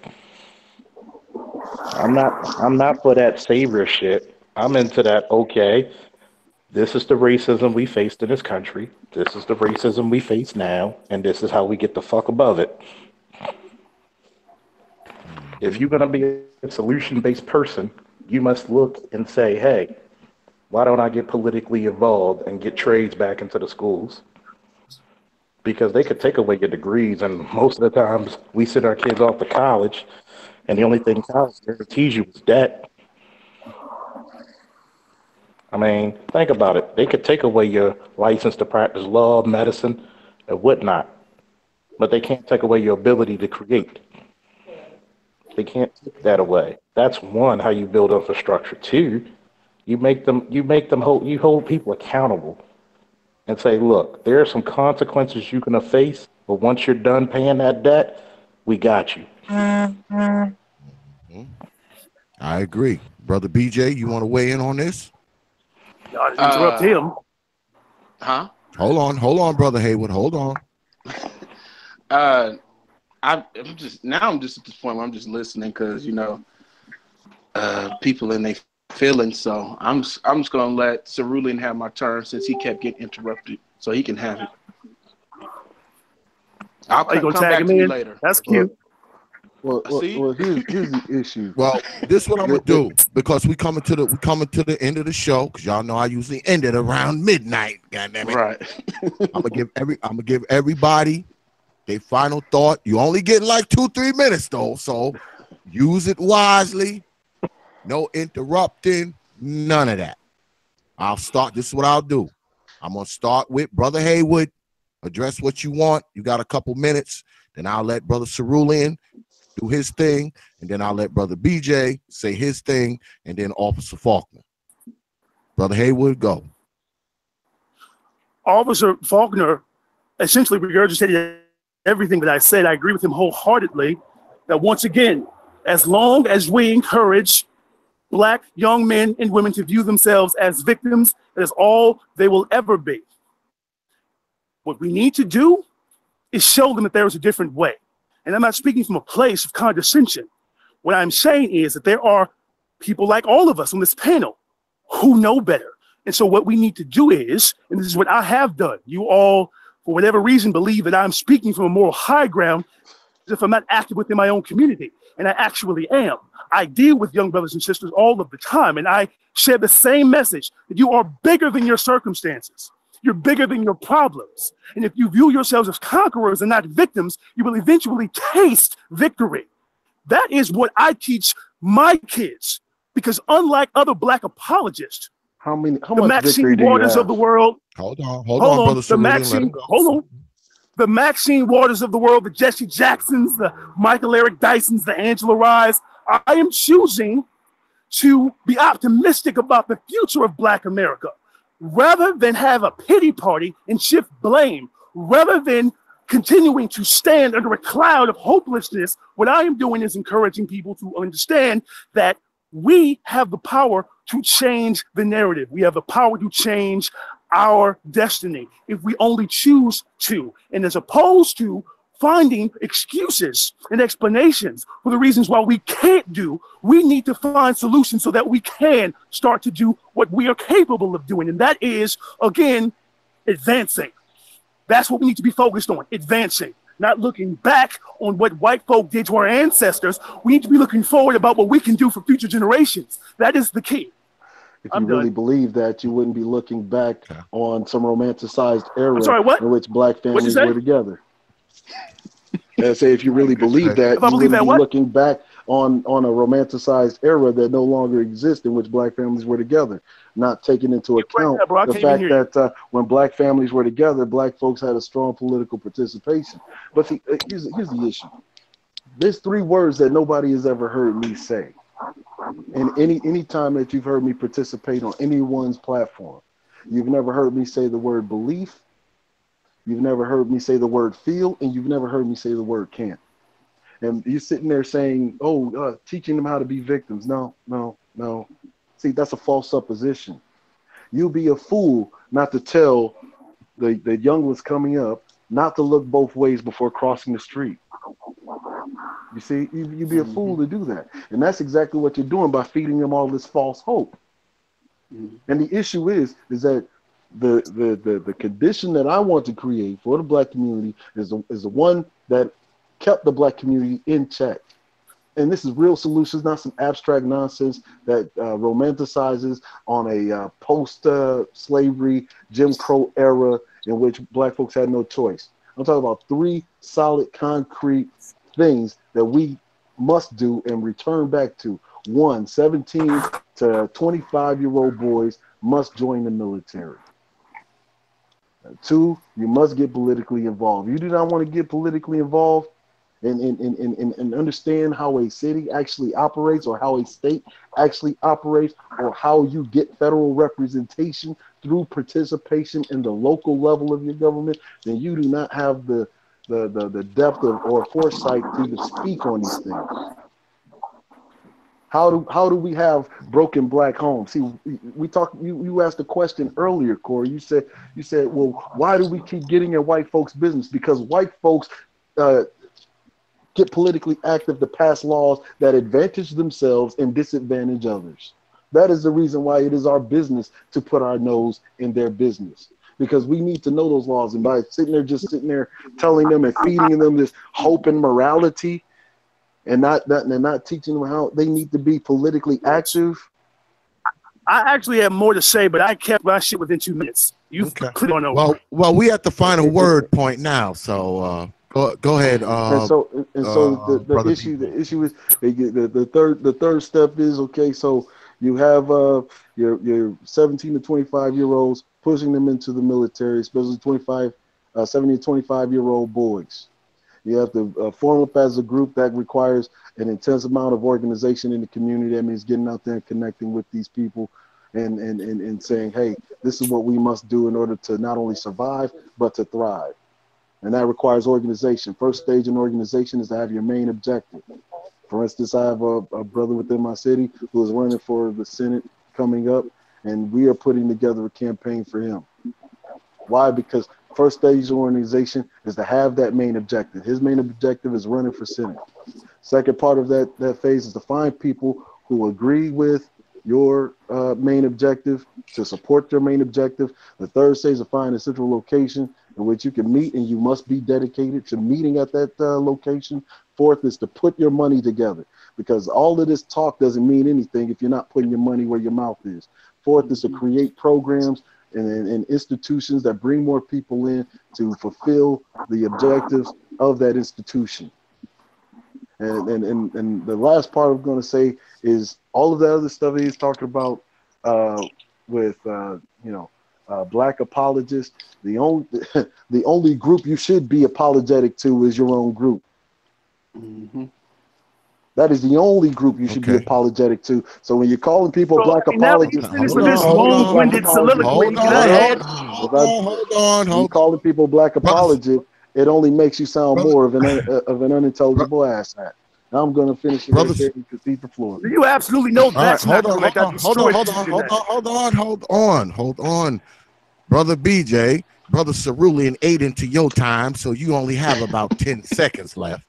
I appreciate this platform. I love Brother Cerulean. No, I do. Yeah, I do too. Go ahead, Brother BJ. I learned a lot from Cerulean, and I learned a lot from you, Professor X, as well. And I learned a lot from Charles, just knowing about the cities and how it's being handled with the policing department. But I would just say I appreciate this, talking that we need to do. And we also need to stay on code as brothers.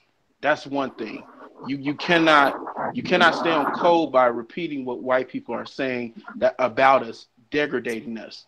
And I understand you trying to say that it's not saying that it's degrading, but it is in a way, because you're browbeating them, saying that they're doing wrong. We need solutions as brothers. We need to have a code. We need to know where can we meet at to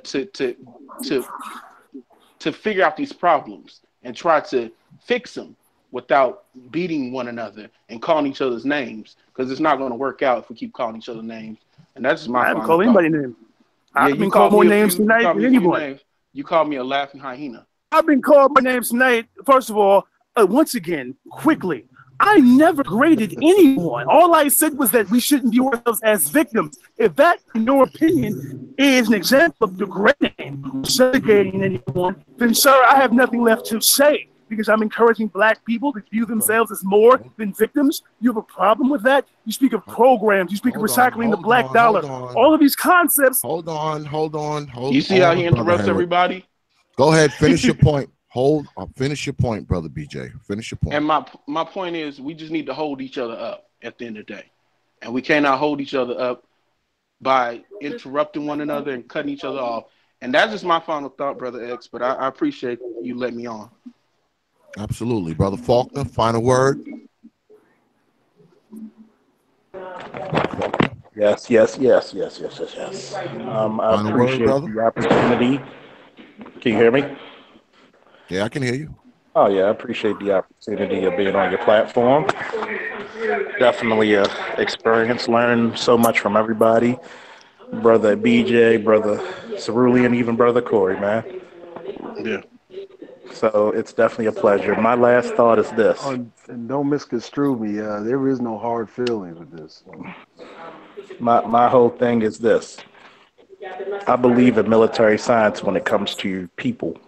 If you do not control the land, the sea, and the air, you must infiltrate the system from within and take it over as your own. Because number one, if, for example, it's more 70% black, why don't we have a 70% black police department, fire department, teaching union? Why don't we have it? Because we don't look at each other as the same race. We don't even look at each other as partners. We look at each other with adversarial eyes.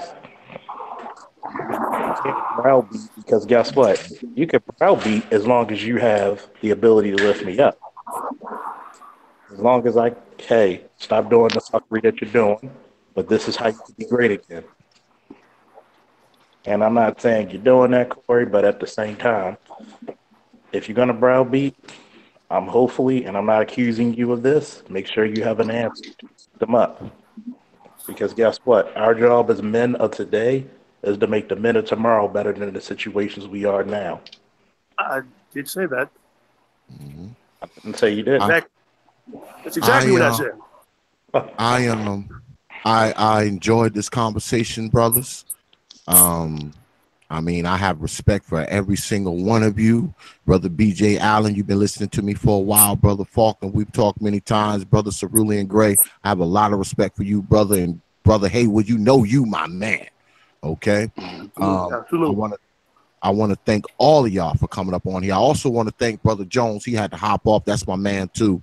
I want to thank all of y'all for coming on, man. Brother Haywood, Brother Faulkner, Brother BJ, Brother Cerulean, and Brother Jones. It was a good conversation, and we will continue it at some point. It just won't be tonight.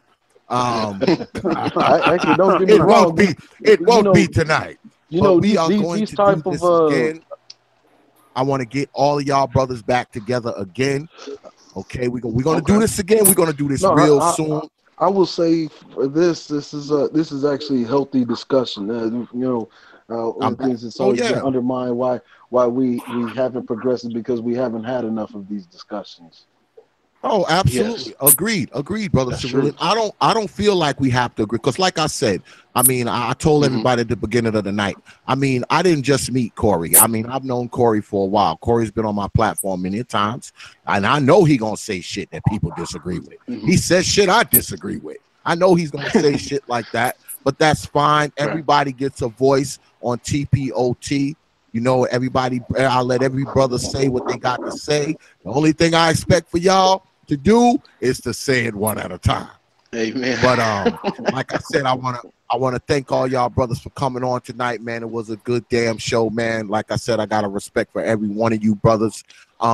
Make sure y'all tune in tomorrow, 9 p.m. Eastern time, where we will have Unicorn 4, the ladies of thought up here, Lady Ming, Lady Classic, Lady Kendra, and Lady Cats, and we will be speaking about the father factor. Make sure, I don't know if you watching this video on the live feed or watching it on the playback, make sure you like, share, make sure you subscribe if you haven't done so already, and make sure you stop by Prophet of Thought on Facebook, and make sure you stop by the Prophet of Thought series fan group page, and check us out on Instagram and WhatsApp, and make sure you stop by the website www.don'teventryi.wikifoundry.com. Once again, I want to thank all the people for showing up tonight. I want to thank the folks in the chat. I want to thank my mods, for doing what they supposed to do. And good show tonight, brothers. I got much respect for all of y'all, and I appreciate everybody coming by, spending some time with us, and listening to the brothers go at it a little bit. But with that, I will leave y'all with 3 words like I always do. Open your minds. And we out of here, y'all. The Prophet of Thought series.